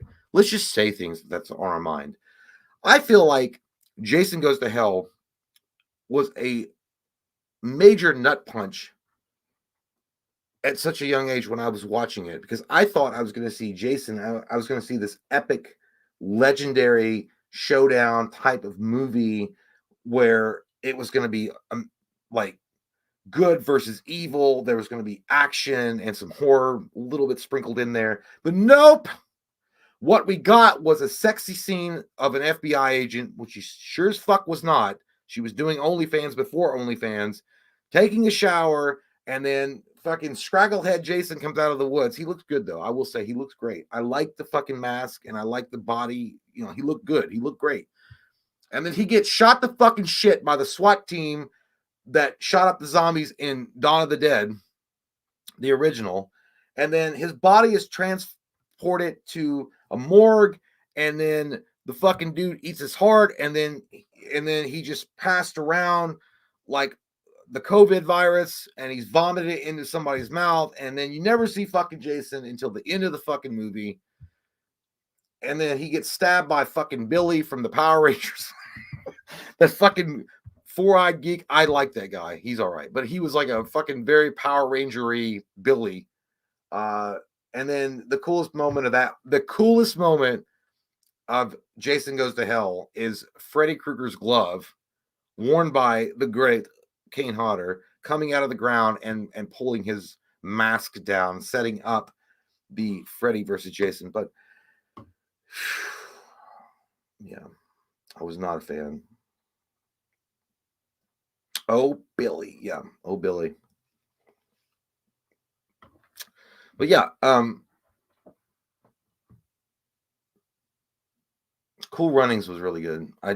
And Mike's not wrong. I actually debated putting it in my top 10, but I couldn't. I mean, my top 10, dude. You know what? When I found out Aladdin wasn't in '93, I almost picked Cool Runnings instead of Mrs. Doubtfire. But rewatchability, I would probably like Cool Runnings. I could watch that movie every 2 years. Like I can watch Mrs. Doubtfire like every 6 months, 7 months. It's a great movie. Feel the rhythm, feel the rhyme, get on up. It's bobsled time. Cool Runnings. It's funny and it's good, but it's also it's safe. But it's a great John Candy film.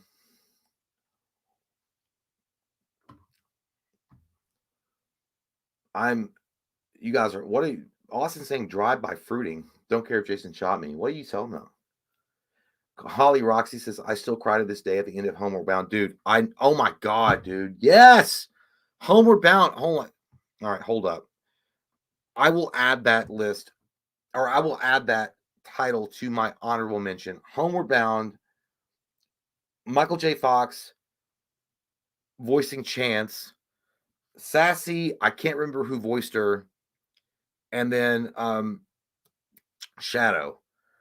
Oh my God, dude. Like, listen.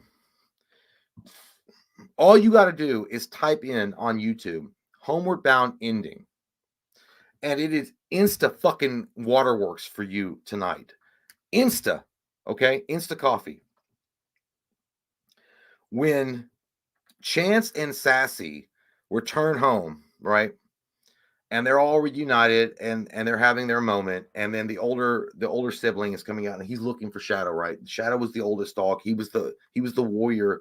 He was the one, but they didn't know if he was going to make it. He's like looking, he's like, you know, Shadow didn't make it, you know, and he turns his back and he's walking back into his house. And then you see the scene, right? Shadow limping up, coming into frame over the hilltop. And then he's like, oh, Peter. And that voice and that line. And then they start running towards each other and then they reunite. Oh my God, dude. I fucking, dude, it is literally, you can't stop it. You can't stop it. Like you watch that scene, you don't need to watch the movie. Like it will just it will tear you down. It will break every fucking castle wall that you built around your heart and make it melt. That's how good that scene is. And that scene was shot so well. And then you hear the Michael J. Fox narrative over them playing. It's like, you know, I've never seen, you know, Shadow was like a pup again. So good, dude. Oh my God. So goddamn good. And that's when I realized I remember watching that movie and I was like, man, I want a big dog. Like I want a dog, like, you know, a big ass dog and you know, to go on adventures with and like have this bonding experience and look, I got Buster and my dog currently, and he's one of those big dogs and I love it, dude. It's so good. It was like it was that Homeward Bound and then All Dogs Go to Heaven. The ending when he says goodbye. Fuck, dude. I can't, like, you know, like doing commentary, like doing a commentary on Homeward Bound or All Dogs Go to Heaven. Forget about it. I couldn't do it. Austin said, Jay, am I crazy, or did the animal control officer in Homeward Bound yell dickwad over and over again? I think he might have. He might have.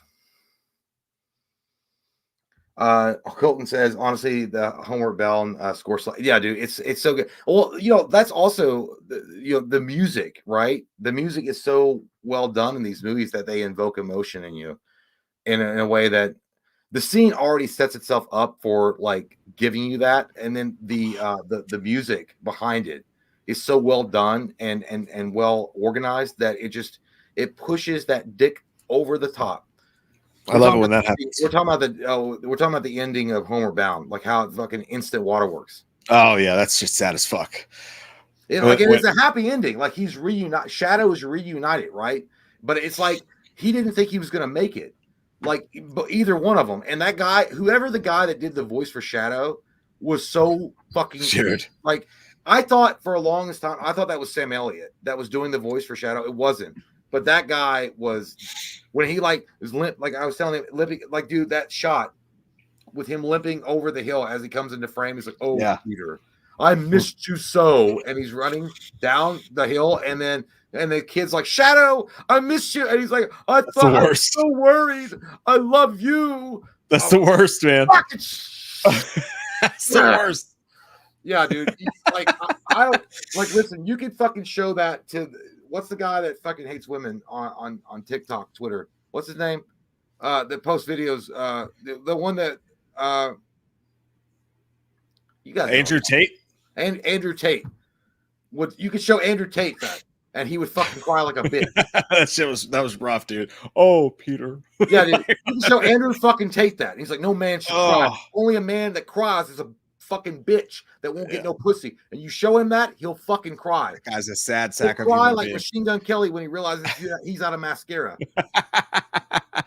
Okay, hey, let's we're gonna get to all your super chats, but first we have an order of business to take care of real quick, and that is watch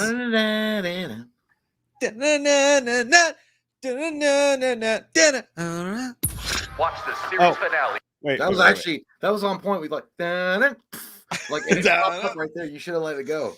I know. I want to make sure that we have the audio though. Okay, so all right, guys, behave. We're gonna try to, because Mike can clip this out and we can make just a reaction video. So let's be calm. Yeah, I haven't seen this yet. Jay has. I have not seen it yet. Fucking super excited about this. One of the cornerstones of our humankind being was the X-Men animated series. The toys, man, if you guys knew what it was like, if you didn't grow up in this time, to grow up in this time when the X-Men animated series was out and the comics were so good at that point, and the fucking dude, the toys and all that shit, just what a time to be alive. They're bringing it back on Disney Plus. X-Men 97. They better not fuck this up, dude. I'm gonna be so mad. Here we go. Watch the series finale of X-Men. Look at the Colossus action figure on the right. Yeah. I'm grateful to have the chance to say goodbye. Oh, God. Proud of you all. It's his voice, though. X-Men. There's more. Fate lies in our hands now. Now.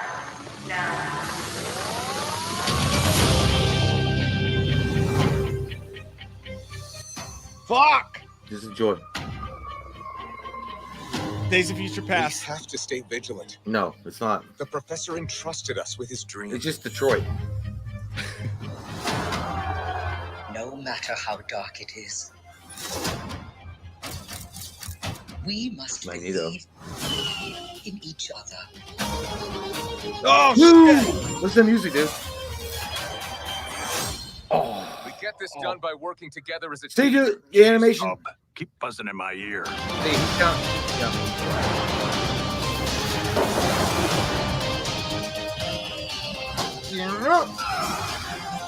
Bishop. I like it. Heads up.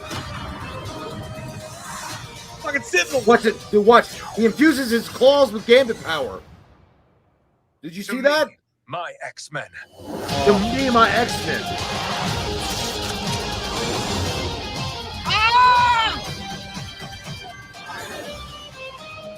97.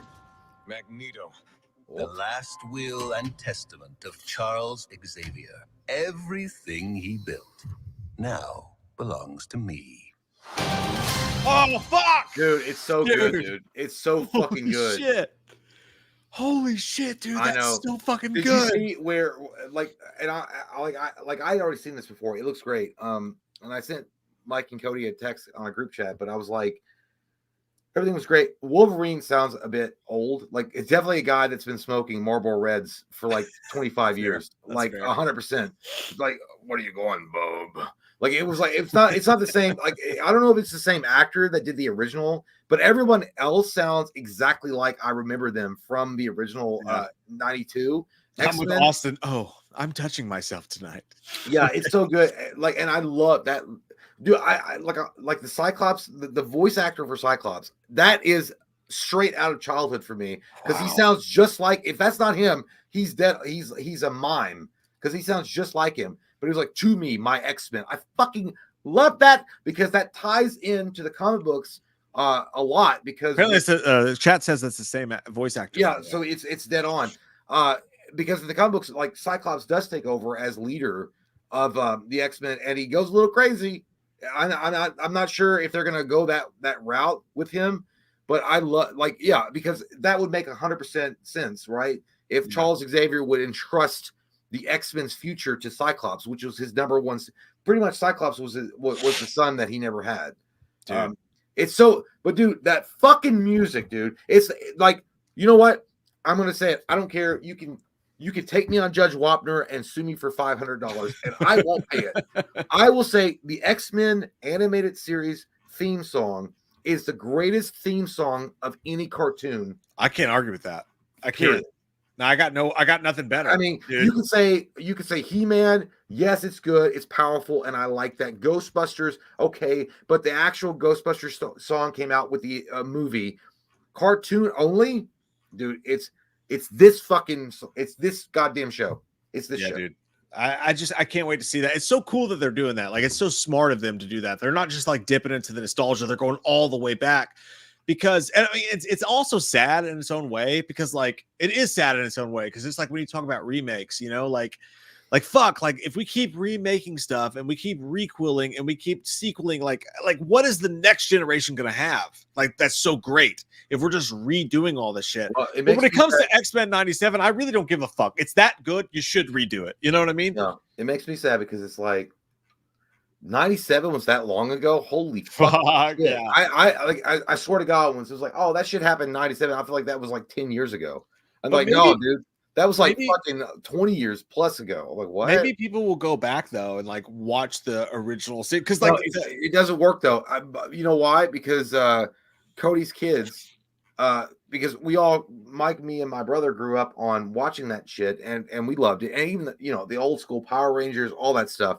yeah. He was like, he tried to pop like an episode in for his kids, and they're like, this is boring. The animation wasn't like it was just because this is a They're TikTok wrong. generation. It's a Yeah. TikTok generation. Like instant. They don't want to like Sure. be invested in the fucking story. Like the whole thing in X-Men, the series with Morph. You know how I remember Morph was like friends with Wolverine, and then they leave him behind, and then Beast gets captured and sentenced, and he's like in jail, and like there was a whole fucking storyline that you have to watch every episode to figure it, to get all, but kids they don't like nowadays, they don't want to have any kind of investment on a story. Yeah, well, it's tough too, because like, yeah, you did have to earn it. Like back then in those days, you had to earn it. You had to go through the slow story and earn it. Like even go back and watch. And the original series, they did do X-Men Days of Future Past. They covered the Sentinels. They covered all that shit. But it tied in so well and so naturally with the toys, with the comic books. What a time to be alive, man. X-Men is such, and I really think that like if Marvel's going to do anything, like I know we have Deadpool and Wolverine coming up, and that's going to be fucking huge. And again, I think it's going to break all the movie records there are to be broken. I think it's going to be huge. But like Marvel really needs X-Men right now. Like X-Men needs to come out with a fucking, just with all of it. Like we need the movies, we need the Secret Wars, we need fucking everything. That's what's going to save superhero movies. If I were in charge of Marvel right now, that'd be the first fucking thing I'd do. I would focus every effort I had to bring in the X-Men in as the forefront of my next phase for Marvel. Like that's what I would be doing. Because X-Men, like the characters, the team, the story is as big or bigger in a lot of ways than the Avengers. Yeah. And I would focus everything I had on them. And then I would try to start focusing on Fantastic Four and bringing in Galactus as the next big baddie. That's what I would be doing. And like all that, like let's do Madame Web and fucking Captain Marvel 3. Or Captain. Stop slow playing us. Like, give us the fucking goods. Dumb. It's time. You're dumb. Like nobody wants to watch that shit. Bring in X-Men and bring in Fantastic Four with the threat being Galactus, and you guys are going to have a winner. Because by the way, if they put the time and effort into an X-Men storyline, and then a Fantastic Four later on, and they kind of built these characters up in the same way that they did with the Avengers. Yeah. When then you can set up the one of the best storylines ever, the Onslaught series. Yeah. Which And then again could wipe the slate clean. yeah, and they already fucked up Apocalypse and like so much shit. Like you really like there's not enough time in the world for them to focus on the Madame Webs and shit like that. Do CW series about that. Like, but like make the movies, put all your effort into one basket because there's enough stories in just the X-Men universe to just focus on that and really get that right. Why we don't need Agents of Shield and fucking an Alfred Butler series and like fucking all this other peripheral shit. Like no matter what side of it, DC or Warner Brothers, like What do you give the focus trailer? on these main stories. There's enough. It's a 10 out of 10. It looks fucking amazing. Like they Yeah. didn't fuck up anything. I love it. feel like somebody in the comments said that they took away Rogue's cakes, but she still looked hot. Just now, She yeah, looked- that's what I was. She looked hot though. Like she still looked fucking hot. Like I feel like Rogue was the hottest. She's the hottest fucking X-Man in the original X-Men animated Yeah. series. Like Jean Grey was hot. Storm was hot. They're supposed to be superheroes, man. They're supposed to look better than all of us. Like, come No, on, I'm let's saying just let that- it be what it is, What right? I'm saying, like, if I had to rank them, Rogue would be number 1, Storm would be number 2. I swear to Grey. God, and Jean Grey would be 3. Dude, they had woo, Like, dude, Storm. woo, woo. Holy shit, dude! It's Fucking not just hot. the women though. It's not just the women. It wasn't just the curves Well, of the women, I'm- but all I- the dudes were fucking jacked too. They're all you they're know? all good looking guys except for Morph. Yeah. Yeah. Which people are like, oh, he's been on binding. I don't give a fuck. Like, whatever. They're the ex people. Morph? Like, I don't give a shit. Yeah. Apparently that's I the don't thing. care. I Like don't know. dude, back then, nobody that wasn't even a fucking word. The whole point of Stan then. Lee's fucking story was like that these are a bunch of people who are fucking outsiders, who are different, who are mutants or whatever. Like, if they want to throw in some of those storylines, cool, because that fucking makes sense, you know? I would just say don't ham fist it. And Obviously, yeah. At the end of the day, Morph, like people are saying like he's this or that. Like, dude, he was a guy like that was not attractive. That was a geeky dude that had a weird superpower that was trying to fit in. And like everybody could relate to that, no matter what fucking where you were mentally Yeah. in your head in today's world. Everybody could relate to a guy or a girl that's like weird, that's trying to fit in with a crew of good-looking guys and gals. I mean, come Yeah. on, guys. It's not. Don't overthink the shit. Just fucking Right. have fun with it. You I'm know? with you on that too. Wild Willie says, my friend Emmy is watching First Timer. She thinks you guys are I hilarious. read that. No, I read that. Oh, did you? Oh, well, I like your friend Emmy, and I like your top 5. She tuned out like probably an hour ago. Probably, I read, yeah. I read all of these. Yep, I read that one. Did you read this one? I read that one. Yep. Hey, I know the boss. Thanks for fucking hanging and for it being your first time. Did you read Colton's? No. Tacos or burgers? I just put out the unboxing, the amazing unboxing from Colton and Haley. Thank you guys so much for that. Give tacos or burgers is a really tough question. I'm gonna go For the rest of your life. burgers, but it's tough because like tacos, like I can get the same sensation of tacos from like quesadillas or fajitas or whatever. Burgers is really like it's just burgers, you know. I'm gonna go burgers. It's a tough fucking question though. I think I would go with tacos because after you eat one, you don't feel as fat. You're just trying to say the other thing that I said. They have a you son of lighting. a bitch. They have a lighter, airy thing to them. But no, but you also I've eaten have- 7 of them. you can also do combinations on tacos. You can do a different type of taco. I think a burger, cheese, ketchup, mustard, maybe a pickle. That's it. I think You can they're obviously good. add things to burgers, but it's just not like tacos. I feel like there's a lot more room for creativity. Oh, well, you're wrong. That's okay. No, we're it's fine, it's human fine. beings. J800 model says late night with the devil. Seen the trailer? I have not. I've been looking forward to that because it's David Mastokian or however you say his name. I think it's going to be great. It's going straight My to Shudder. ex-wife open up a psychic hotline or what? I've not seen the trailer for that, but She I'm is looking forward desperate to for it. money. She has to pay for all her fucking court fees. That's Malkin's a fucking great actor. That's going to be good. Crease Fold, nothing but love, gentlemen. Nothing but love to you, you motherfucker. Thank you, Crease. You motherfucker, you.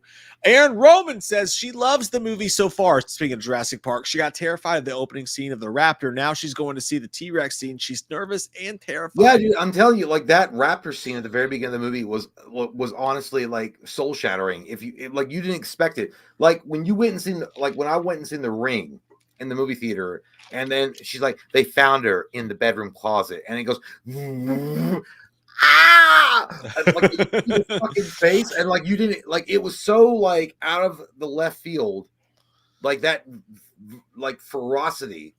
All I know is that it makes me think of a great Blink-182 song called Terrified. We'll all go terrified. You guys should listen to it if you haven't heard it. Tonight, Shut I'll up. make love to you. Lee the Machine Bowers. Mike and Jay, we should get drunk and go up on stage and sing Bohemian Rhapsody. You know, Jay and I did that once before with like 4 or 5 other random people we found drunk at a karaoke bar. It was you and me first, and then Right. we thought we were at an actual concert, and we started inviting people up on stage. Yeah, it was great. It was great. We crushed it. Jay disagrees. They hated us. I was fucking wasted, so I think We it's all we both great. were, and then I drove home safely. No, no, but He can roll, let I- it go. no, His hands. that was funny because I remember we thought we were like fucking Bon Jovi. Like, come I up thought here, it was great. come here, and then people were like, yeah, it was like the end of a movie, like, and Yeah. the credits would be rolling, but then what happened outside afterwards, and like we were like smoking, and like we were like, that fucking sucked, dude. Like, I don't believe you. I think it was great. Griesfeld, I'm getting divorced after 12 years. New chapter starting at 37. Feels late to start over. Wish me luck. Hey, dude, listen. yeah, man, good luck, dude. You got it. You got it. I started over at 30, dude. Yeah, man. That's Like- not a bad thing. Like, of course, like obviously you want it to work out. I don't know if there's kids involved or what the situation is, but dude, fucking 37. Come on, man. Like, if you fucking look at Keith Richards, he's like 1,007 and he's still kicking and doing awesome. This is early in life for you. Whatever comes next, it's gonna be fucking amazing. This is your life's journey. Fucking kick its ass and suck the day's dick. I know it sucks, but tomorrow might be the greatest fucking day of your life, you know? Yeah, dude. Like, listen, I mean, I like literally this cunt took my fucking house. Like, it wasn't my house, but the house I lived in. She kicked me out to move her fucking piece of shit, Fred Durst, fat motherfucker. She was fucking into it the next day. She took my dog.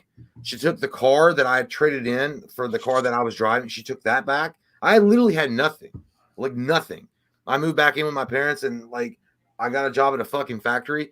But I think after a while, I was so fucking grateful from being away from the crazy shit that she had made me a part of, like, and that had just become a daily routine in my life.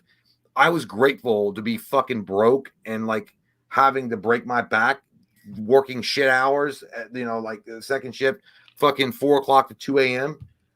At a factory in Mount Sterling, which is a small ass town in Kentucky, and driving back and doing the channel. I was happy doing all that shit. I was happy about it because I knew that the alternative to that would be living as a fucking slave to her. And that's pretty much what I was. I mean, dude, you go back to the old videos, you can see I was fucking, I was literally like, I was probably pushing like 148, 158 pounds. I was fucking dying sick, like starving, because the bitch wouldn't even fucking buy food. Like money that we got, she would take it and spend it on bullshit, and then she would spend it on her boy that she was fucking when they were going to like Omaha, Nebraska for business trips. And I was sitting there literally starving and looking at dog food thinking it looked good because I wasn't eating, because I was trying to protect her image. Yeah, dude, you can totally start over. Like, one girl is not the definition of your life. One girl is a skipping stone. That, you know, it didn't work out, and maybe it wasn't the same situation as mine, but she's a skipping stone to get to the next stone, which hopefully will be a better, resolution or revolution in your life. Yeah. You got it, man. And 30, you're young, dude. 37 is not even old. Now, and that's what I'm saying. Like, use all the shit that you learned from that, like everything that you learned, the mistakes, the relationships, whatever, to just go and craft whatever fucking life you want. Sit the fuck down and write down exactly what the fuck you want to be and where the fuck you want to be and how you want your life to be, and then go get it, because it's a fresh start. You can do whatever the fuck you want. Look at it that way. You know what I mean? But that sucks, and I'm sorry. I know it's fucking hard. The book. Let's all embrace collectivity. Embrace how Madame Web has brought peacetime amongst the film reviewers of YouTube. Yeah, everyone hates it. Anybody who enjoys film as a thing can look at Madame Web and be like, "That's ass." I agree with that. We can all side on that. I didn't know that, but that is a moment with like, we can have peace if we just look to the sky and If I realize could that there's one creator that made us all. you can change. We can all I'm change. happy. Yeah. 100%, man. Adrian Navarro, Philadelphia is an underrated Tom Hanks movie Yes. where he won his first of back-to-back Best Actors Oscars. Also, Denzel Sean's all-time sad ending. You know what's funny about that movie is that the same director, I think Jonathan Demme, who directed Silence of the Lambs, was catching heat from the LGBT community for Buffalo Bill and the tuck in and all that, and them trying to say, hey, you're trying to make all like, you know, LGBT people look like psychopath killers. And he was so touched by that and offended by that he went out and made Philadelphia. So you know that movie came from an earnest place. I still need to watch. I've never seen it, to be honest with you. You've never seen it, and you I've never dare seen talk. I've never seen. I'm not saying it's good or bad. I just never seen it. Tom Hanks and Antonio Banderas is great in that movie. Yeah. It actually had I don't know. It wasn't the first gay scene kiss. I think maybe as a mainstream movie because Tom Hanks, Antonio Banderas is his boyfriend, husband in that movie. That sounds hot, actually. I kind of want to watch. Denzel Washington. Well, it's not like a makeout scene; it's like a peck. But Denzel Washington is his defense lawyer for the suit that he files against the company that terminates it, wrongful termination. It's so well and the transformation of Denzel, where he's like he doesn't want to touch Tom Hanks because back in the day when AIDS and HIV were new, and you had abrasions on your face, and it was so sad because these people they didn't know that you can't transfer it by just touching, like just hands or like he didn't even want to touch him. Yeah, and I think at the end of the movie, he hugs him or something. That movie is it's incredibly powerful. And it's a very good movie, and again, it just shows the ignorance of people, where you don't understand something, and then immediately you jump to your pitchforks. Yeah, I do. I remember being a kid when the AIDS pandemic thing was going on. I got not however you want to put that, but I remember being a kid during that, and I thought that if people's tongues touched, if they swap spit, they would get AIDS. So I thought that kissing gave you AIDS. That's how crazy the world was about AIDS. Well, I mean that's not if you had an open right. Yeah, but I just thought that it could possibly happen, but nonetheless, back then AIDS or even HIV people were treated I would imagine they were treated very much like people that suffered from leprosy. Back in the days of the Roman Empire, where they were shunned away by society, and a good HIV patient is one that's never seen that kind of thing. They don't want to be reminded this thing can kill, and they also call it the gay disease. And it was the queer thing, and that wasn't accurate. I mean, there was I think there was a homosexual man that contracted it, and then it passed on through the gay community, but straight heterosexual people were passing it on because women would get infected with it, hookers and prostitutes and whatnot. There was a lot of misinformation going on, and that was before the internet, so it's weird how things work. Some things stay the same. Adrian also says Blood In, Blood Out's a Latin crime drama, a 3-hour epic, an absolute must-watch for any movie fan. Trust me, guys, it's undeniable. In my GOAT top 10. Hey, dude, I'll make note of that. That sounds like something I want to fucking watch. That sounds like a girl on her period. I didn't see that shit. Wait, what? That's not what I meant. I don't agree with what you just said. It's so nasty. Jay doesn't represent me. Nighttime. Did you see the Halloween 1990s porno? I haven't seen it. Swalloween? I've already put it on my queue list on Pornhub.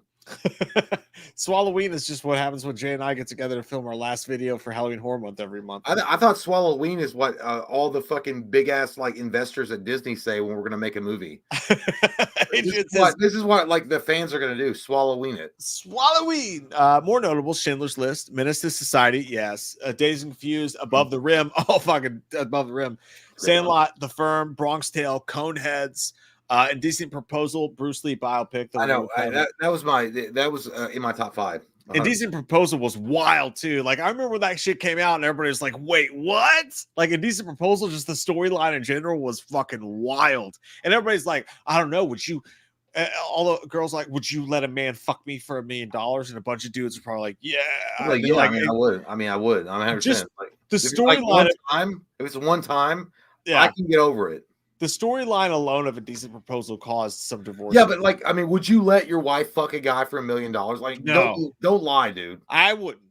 You would not? No, unfortunately, You're gonna sometimes burn in hell. Hey, sometimes guys got to do it for free, and that's what's sad. But I would not. You're gonna burn in hell with your fucking Kellogg coupons. I'm dead ass serious. I swear to God, dude. If somebody's like, would you tell me right now? Would for $1 you? million Yes. one time? Don't answer this question. Just don't. Don't answer this question in case she watches the videos. Just don't do it. I would totally. Your birthday's coming up. I don't want it to get ruined. Don't answer this fucking question, Jay. She Don't. don't even watch the videos anymore. I know, but what if she does? What if she gets nostalgic and decides I'm going to watch this? Don't answer it. What if the fucking oxygen in the world turned into carbon monoxide? She doesn't watch the show. I would. Don't answer the question, Jay. No, I won't let you do it. I'll talk over you. Don't do it. Don't say Literally it. overblowing this. No. Nighttime says Running Scared 2006 with Paul Walker is in my top 10. That might be in my top 10 of 2006. That's a great fucking movie. If you guys Jay, have shut $1 million and you want to fuck my wife, Hey, no, I would no. totally invite you to do it. I have a PayPal I can set up, and that's not a big deal. I'm not Adam I tried to 22. stay if you I'm not were Adam short. 22. I'm gonna fucking do it once and then leave. I tried to stop. Like I would do it once and then leave. Don't say I did not try to protect. I don't give a shit. That's crazy. You're crazy. I like you, but you're crazy. Muzzy says Days Confused #1. So let's go trick or treating. Let's go fucking drinking. Let's all go Red Pumpkinhead on VHS because Halloween never ends. Halloween never ends. Jay's gonna let his wife sleep with someone for $1 million. Halloween never ends. If you literally think that $1 million can't change your life and you can't just buy therapy for that shit, and also like to be fair, I love my wife to death. I don't have kids. Okay. I have no baggage in my fucking back room. You know what I'm saying? Like, I could take the $1 million and be like, here's 20,000, you hoe. Open up an OnlyFans. Good day. I said good day. That's a good afternoon, sir. Dan Becker says, thanks to your Kurt Russell conversation, I watched Breakdown and I thought it was awesome. Oh, Any yeah, other dude. good underrated 90s action movies? Breakdown fucking kicks ass, dude. Yeah, Great dude. one. Breakdown. I mean, actually, if you like, I don't know, are you late to the party? We've talked about some 90s action movies that were underrated, but off the top of my tip, I can't think of. I mean, Virtuosity, Kurt Russell, or not Kurt Russell, but Russell Crowe and Denzel that's a good Washington. one. Lionheart. Well, it's not underrated. 90s movie. Yeah, that's tough. If you watch any of these 90s videos we're doing, there's probably 37 movies in each one. There's tons, man. But I'm glad you enjoyed Breakdown. Yeah, dude, I can't. I like Hell Comes to Frogtown with Roddy Rowdy Piper. I think that was like 80s though. That was a good one. Hey, check out the honorable mentions in any of these videos. I promise you there's a bunch, but I'm glad you enjoyed Breakdown because that movie rips. Mike Parton said it is the best Michael Crichton adaptation. It also had I have been thinking for many hours. Crichton, dude. Is the best Michael Crichton adaptation. It also had competition that same year with a less popular similar film known as Carnosaur. I never watched Are you doing Jurassic Park? I imagine that's what he means. Yeah. Dude, yeah. Well, first off, Jurassic Park just really pulls the audience in versus Carnosaur. It's not the exact same. Hey, come see Carnosaur at the drive-in. It's gonna be great. Anthony Freeman says, gentlemen, no rising sun. By that he means Japanese. House of the Rising Sun, Yeah. Sean Connery, Wesley Snipes. Point of No Return, that was in my honorable mentions. Bridget Fonda was the final girl of the early 90s. 93 was stacked though. Dude, Bridget Fonda, fucking Point of No Return, I know that. badass. Yeah, I remember So that. badass. Great point. But Empire of the Rising Sun. It's weird. Like I watch, like you can watch that movie, and then once it's over, you instantly forget about it.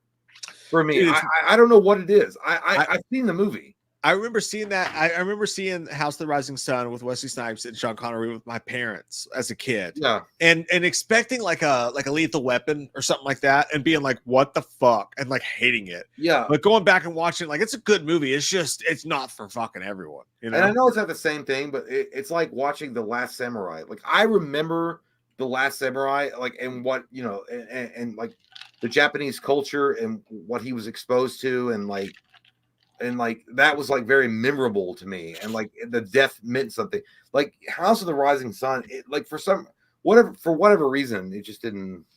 Yeah. Like Empire of the Rising. It's like House of the Rising Sun is is that a Beatles album? All I know is that Wesley Snipes had several movies in the 90s that were underrated as fuck, and that was one of them. Austin says one will protect you. Taxes on every one. One will protect you, the rest will try and kill you. Who you got? Joker, Pennywise, Violator, Art, Sweet Tooth, Space Killer Clown.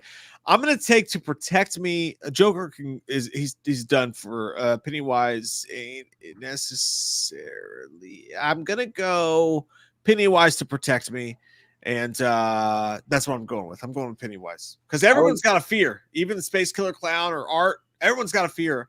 I'm going with Pennywise to protect me. I would go with Violator since he's literally a general of hell, and he can bring Hellspawn like at his command and bring people into hell.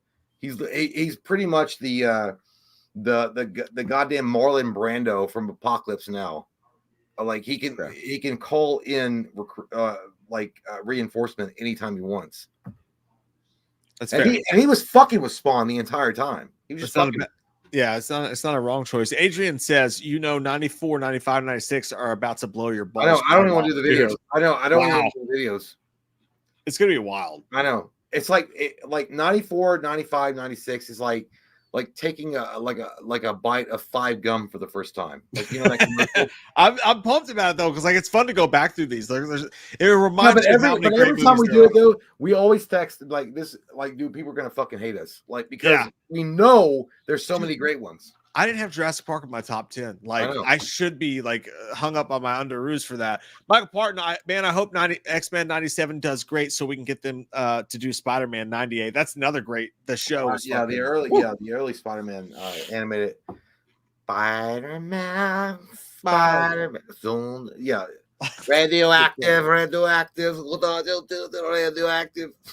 Mr. Big Bows. Yeah, dude, it was great. I saw Grave Encounters 2. You guys were the scariest part. But here's the thing, though. You don't really need it because you have the Spider-Man games on PS5. That's fair. And those, I can't wait to play at some point. But we were in Grave Encounters 2, and we were pretty upset we didn't get Oscar nominations. But, it's just a bureaucratic thing. My guy, don't lie. You looked at yourself in the mirror and you're projecting right now when you say that. We definitely deserved an award for that. DJ Graham said, Jay, you had the perfect moment to do a shared stone joke while talking about skipping stones and you failed. I thought I'd let you know, bro. Well, thank you, DJ. I don't know what you're talking about because I've been drinking. So I can't remember exactly, like what they call short-term memory loss happens while you're drinking. But guess what? I do know. Don't remind me of my fucking failures. I'm trying my best. Nighttime said, Loomis, did you see Michael Myers' Madame Web cameo? And Nighttime, did you see the eclipse? No. Shut up. Stephen Chorus, Fire in the Sky came out in 93. That story freaked me out as a kid, based on a true story. Same, dude. Yeah. The fact that it's based on a true story and they passed all those fucking tests. Yeah. They passed the fucking lie detector test. Like, that shit happened. Aliens are real. Fire in the Sky is a fucking documentary, all right? It's scary as fuck. Yeah, dude. Hide your kids. Hide your wives. We're all going to die. I loved it. It's true. Movie. DJ Gray! Thank you, DJ, man. Thank you, dude. That's really that's how Mike sounds when he's being butt fucked in jail. But then he goes, my top 10. Return of the Living Dead 3. We talked about that. Yes. Yep. Wayne's World 2, The Fugitive, A Bronx Tale, Jurassic Park, Last Action Hero, Demolition Man, Tombstone, same place I had Tombstone, Dazed and Confused, number 1, The Good Son. Hey, Mark, don't fuck with me. Dude, that was a great line. And you know what? You're not wrong picking The Good Son because that's the movie that came out of nowhere that really surprised a lot of people with Macaulay Culkin being that so vicious. And again, you're looking at Home Alone, right? And that's the Macaulay Culkin that people are expecting. And then you see him in a movie like this, and he's like a little psycho. He's like a little fucking Chucky doll, but he's real. And he's doing all these manipulative, disgusting ass fucking things to blame Elijah Wood's character, and then you find out he killed his fucking brother, all because he wanted to be #1 tit sucker to his mom. Yeah, that was Like, it's so fucking weird. Like, if that kid had survived, if Macaulay Culkin had lived, he would have been the next Dahmer. dude. Yeah, and that movie sticks with me too. Like, I always remember The Good Son, like from watching as a kid. Bundy. Like that. That's it, Bundy. Yeah. Yeah, it sticks with you. Michael Parton. I don't mean to get personal in the past. I've had an experience with sexual assault, but thankfully I've never tested positive for HIV. Sorry to bring this No, up. it's all right. No, it's fine. It's kind of, yeah, I'm happy for you. I'm glad that you didn't have anything bad like that happen to you, because I couldn't even imagine like suffering like a sexual assault or a rape. And then What's great? I watched this documentary. It wasn't a documentary. It was this story. Well, I guess it was about this kid that was sentenced to jail for first time offender, 18, 19 years old, for a DUI, which is terrible. You shouldn't do that. He got 30 days or 90 days in jail or something like that. The judge was very harsh, and he was raped in jail. And again, this was and I'm not saying a minor inconvenience. A DUI is obviously it's a very serious crime. People lose their lives over this shit. But he was raped in jail by 5 dudes, and he found out he had HIV afterwards. Right. On something like he never committed a crime in his life. He made a mistake. He was stupid.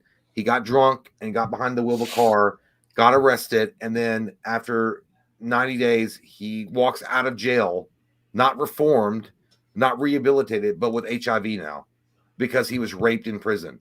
Yeah. Like, it is, honest to God, like, it is one of the worst. I mean, I feel like I'm gonna go attack the prison systems, but I shouldn't do that. But I'm just saying, like, I'm glad, Michael, that you survived that, and you didn't wind up with such a terrible disease. Yeah, man, it's fucking wild, the world that we live in, and especially with back in those days when it's like with anything, like, you don't fucking know. Like, everybody goes to judge somebody for something crazy. Like, if you did have that, and like everybody assumes it's something to your fault. But like, yeah, no, that's there's a lot of people that have been through that sort of thing, and like it's crazy to remember being a kid in that time and remember the fear around that shit. Like, to the point where I remember being a kid and being like, oh, if someone's tongue touches you, you're going to get fucking AIDS. Like, I remember that. Like, it was a real ass thing.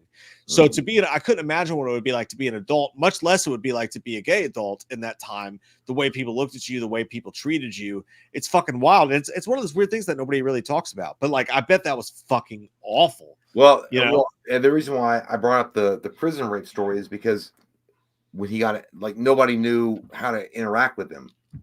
You know what I mean? And he was hetero, like, he was straight, and they were like, "Oh, you got that gay virus, you got that gay disease."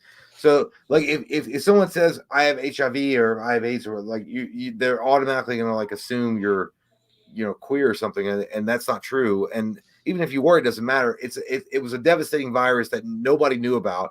And by the way, you had the shitlick Dr. Fauci explaining in the 80s about HIV and the AIDS virus, and saying that he knew all about it. All right, calm down, Aaron Rodgers. Calm down, Aaron. I'm running for Trump. Shut the fuck up. Take him back off. Lindsey Crafter's calling.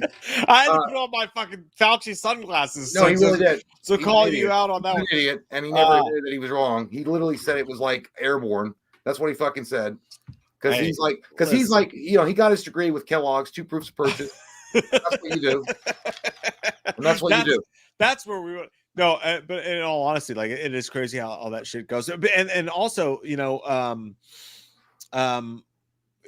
fuck, I remember like if HBO first look doing like the AIDS things and stuff like that. Like, oh, we did a spit pact and we got AIDS from it. Like, it was a real like satanic panic type of thing. Do you remember that? Do you remember the HBO thing when they did with the kid that went to when he got, like, they were friends? I just said that, Jay. I just said that. They did the Blood Brothers, and then you didn't say all of that. They cut their fucking they did the spit pack and then all of a sudden he wasn't welcome anymore. But it's a terrible virus. But you know what? Magic Johnson beat it because he had money. Yeah, well, then that's another thing. You talk about the pharmaceutical system. That's a whole nother thing. Yeah. But I think we're getting a little too deep for this part of the night. Lee the Machine Bowers, holy fucking shit, you motherfucking. God damn it, Lee. Dick. We're trying to leave right now, bro. Wow. Every time I think I'm out, He pulls me back in. Wow. Hey, thank you, dude. Seriously. Thank you, man. For my sexy fellas, Lewis and Chalice, y'all both go get some blow up dolls. Love you. No, I would only use it to distract Michael while I shot him with a goddamn I know. poison dart. I put Jamie on the forehead. listen. I had clothes on it. I tried to drive Lewis in my Cadillac 97 to the blow up doll factory, and I told him the future's coming and they're going to do sex dolls, but they have a neuro-completic system. But first we stopped and we had a Marlboro Red. Loomis and I had a Marlboro Red together in a bar called the Chiba Chisses. And we had a Boilermaker, and then we lost the directions to the sex doll factory.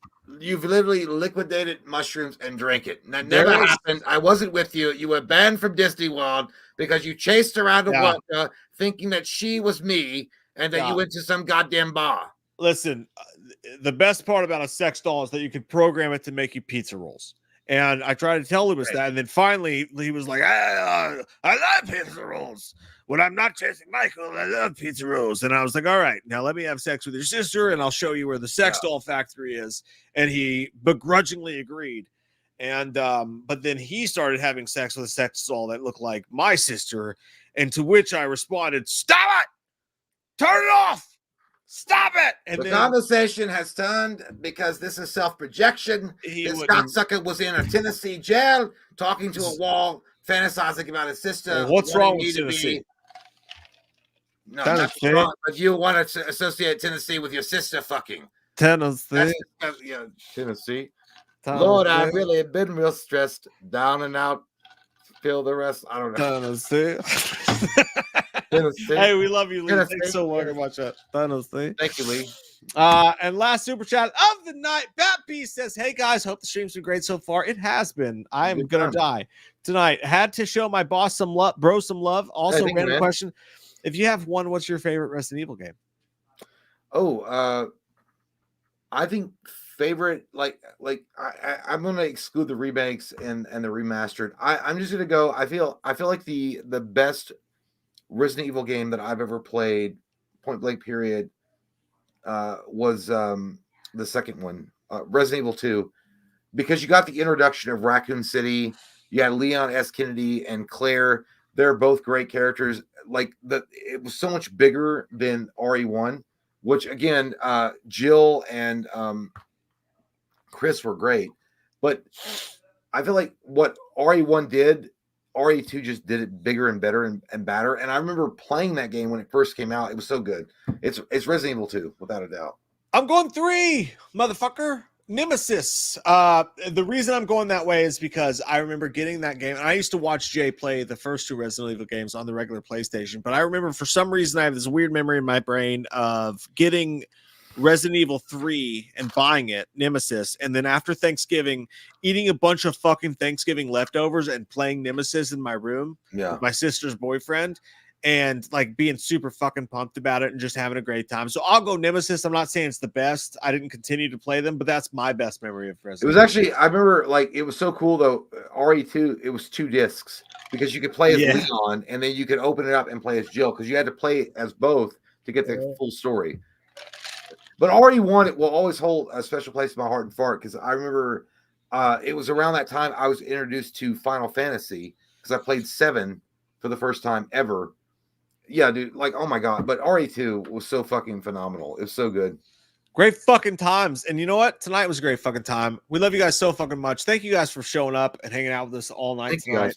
And for the sweet, fucking awesome super chats. You guys are amazing. Holy shit. You guys are the fucking best. We'll see you Thursday for Jay's fucking birthday.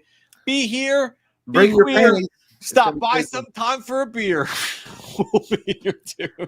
Good night, guys. Bye, guys. See you.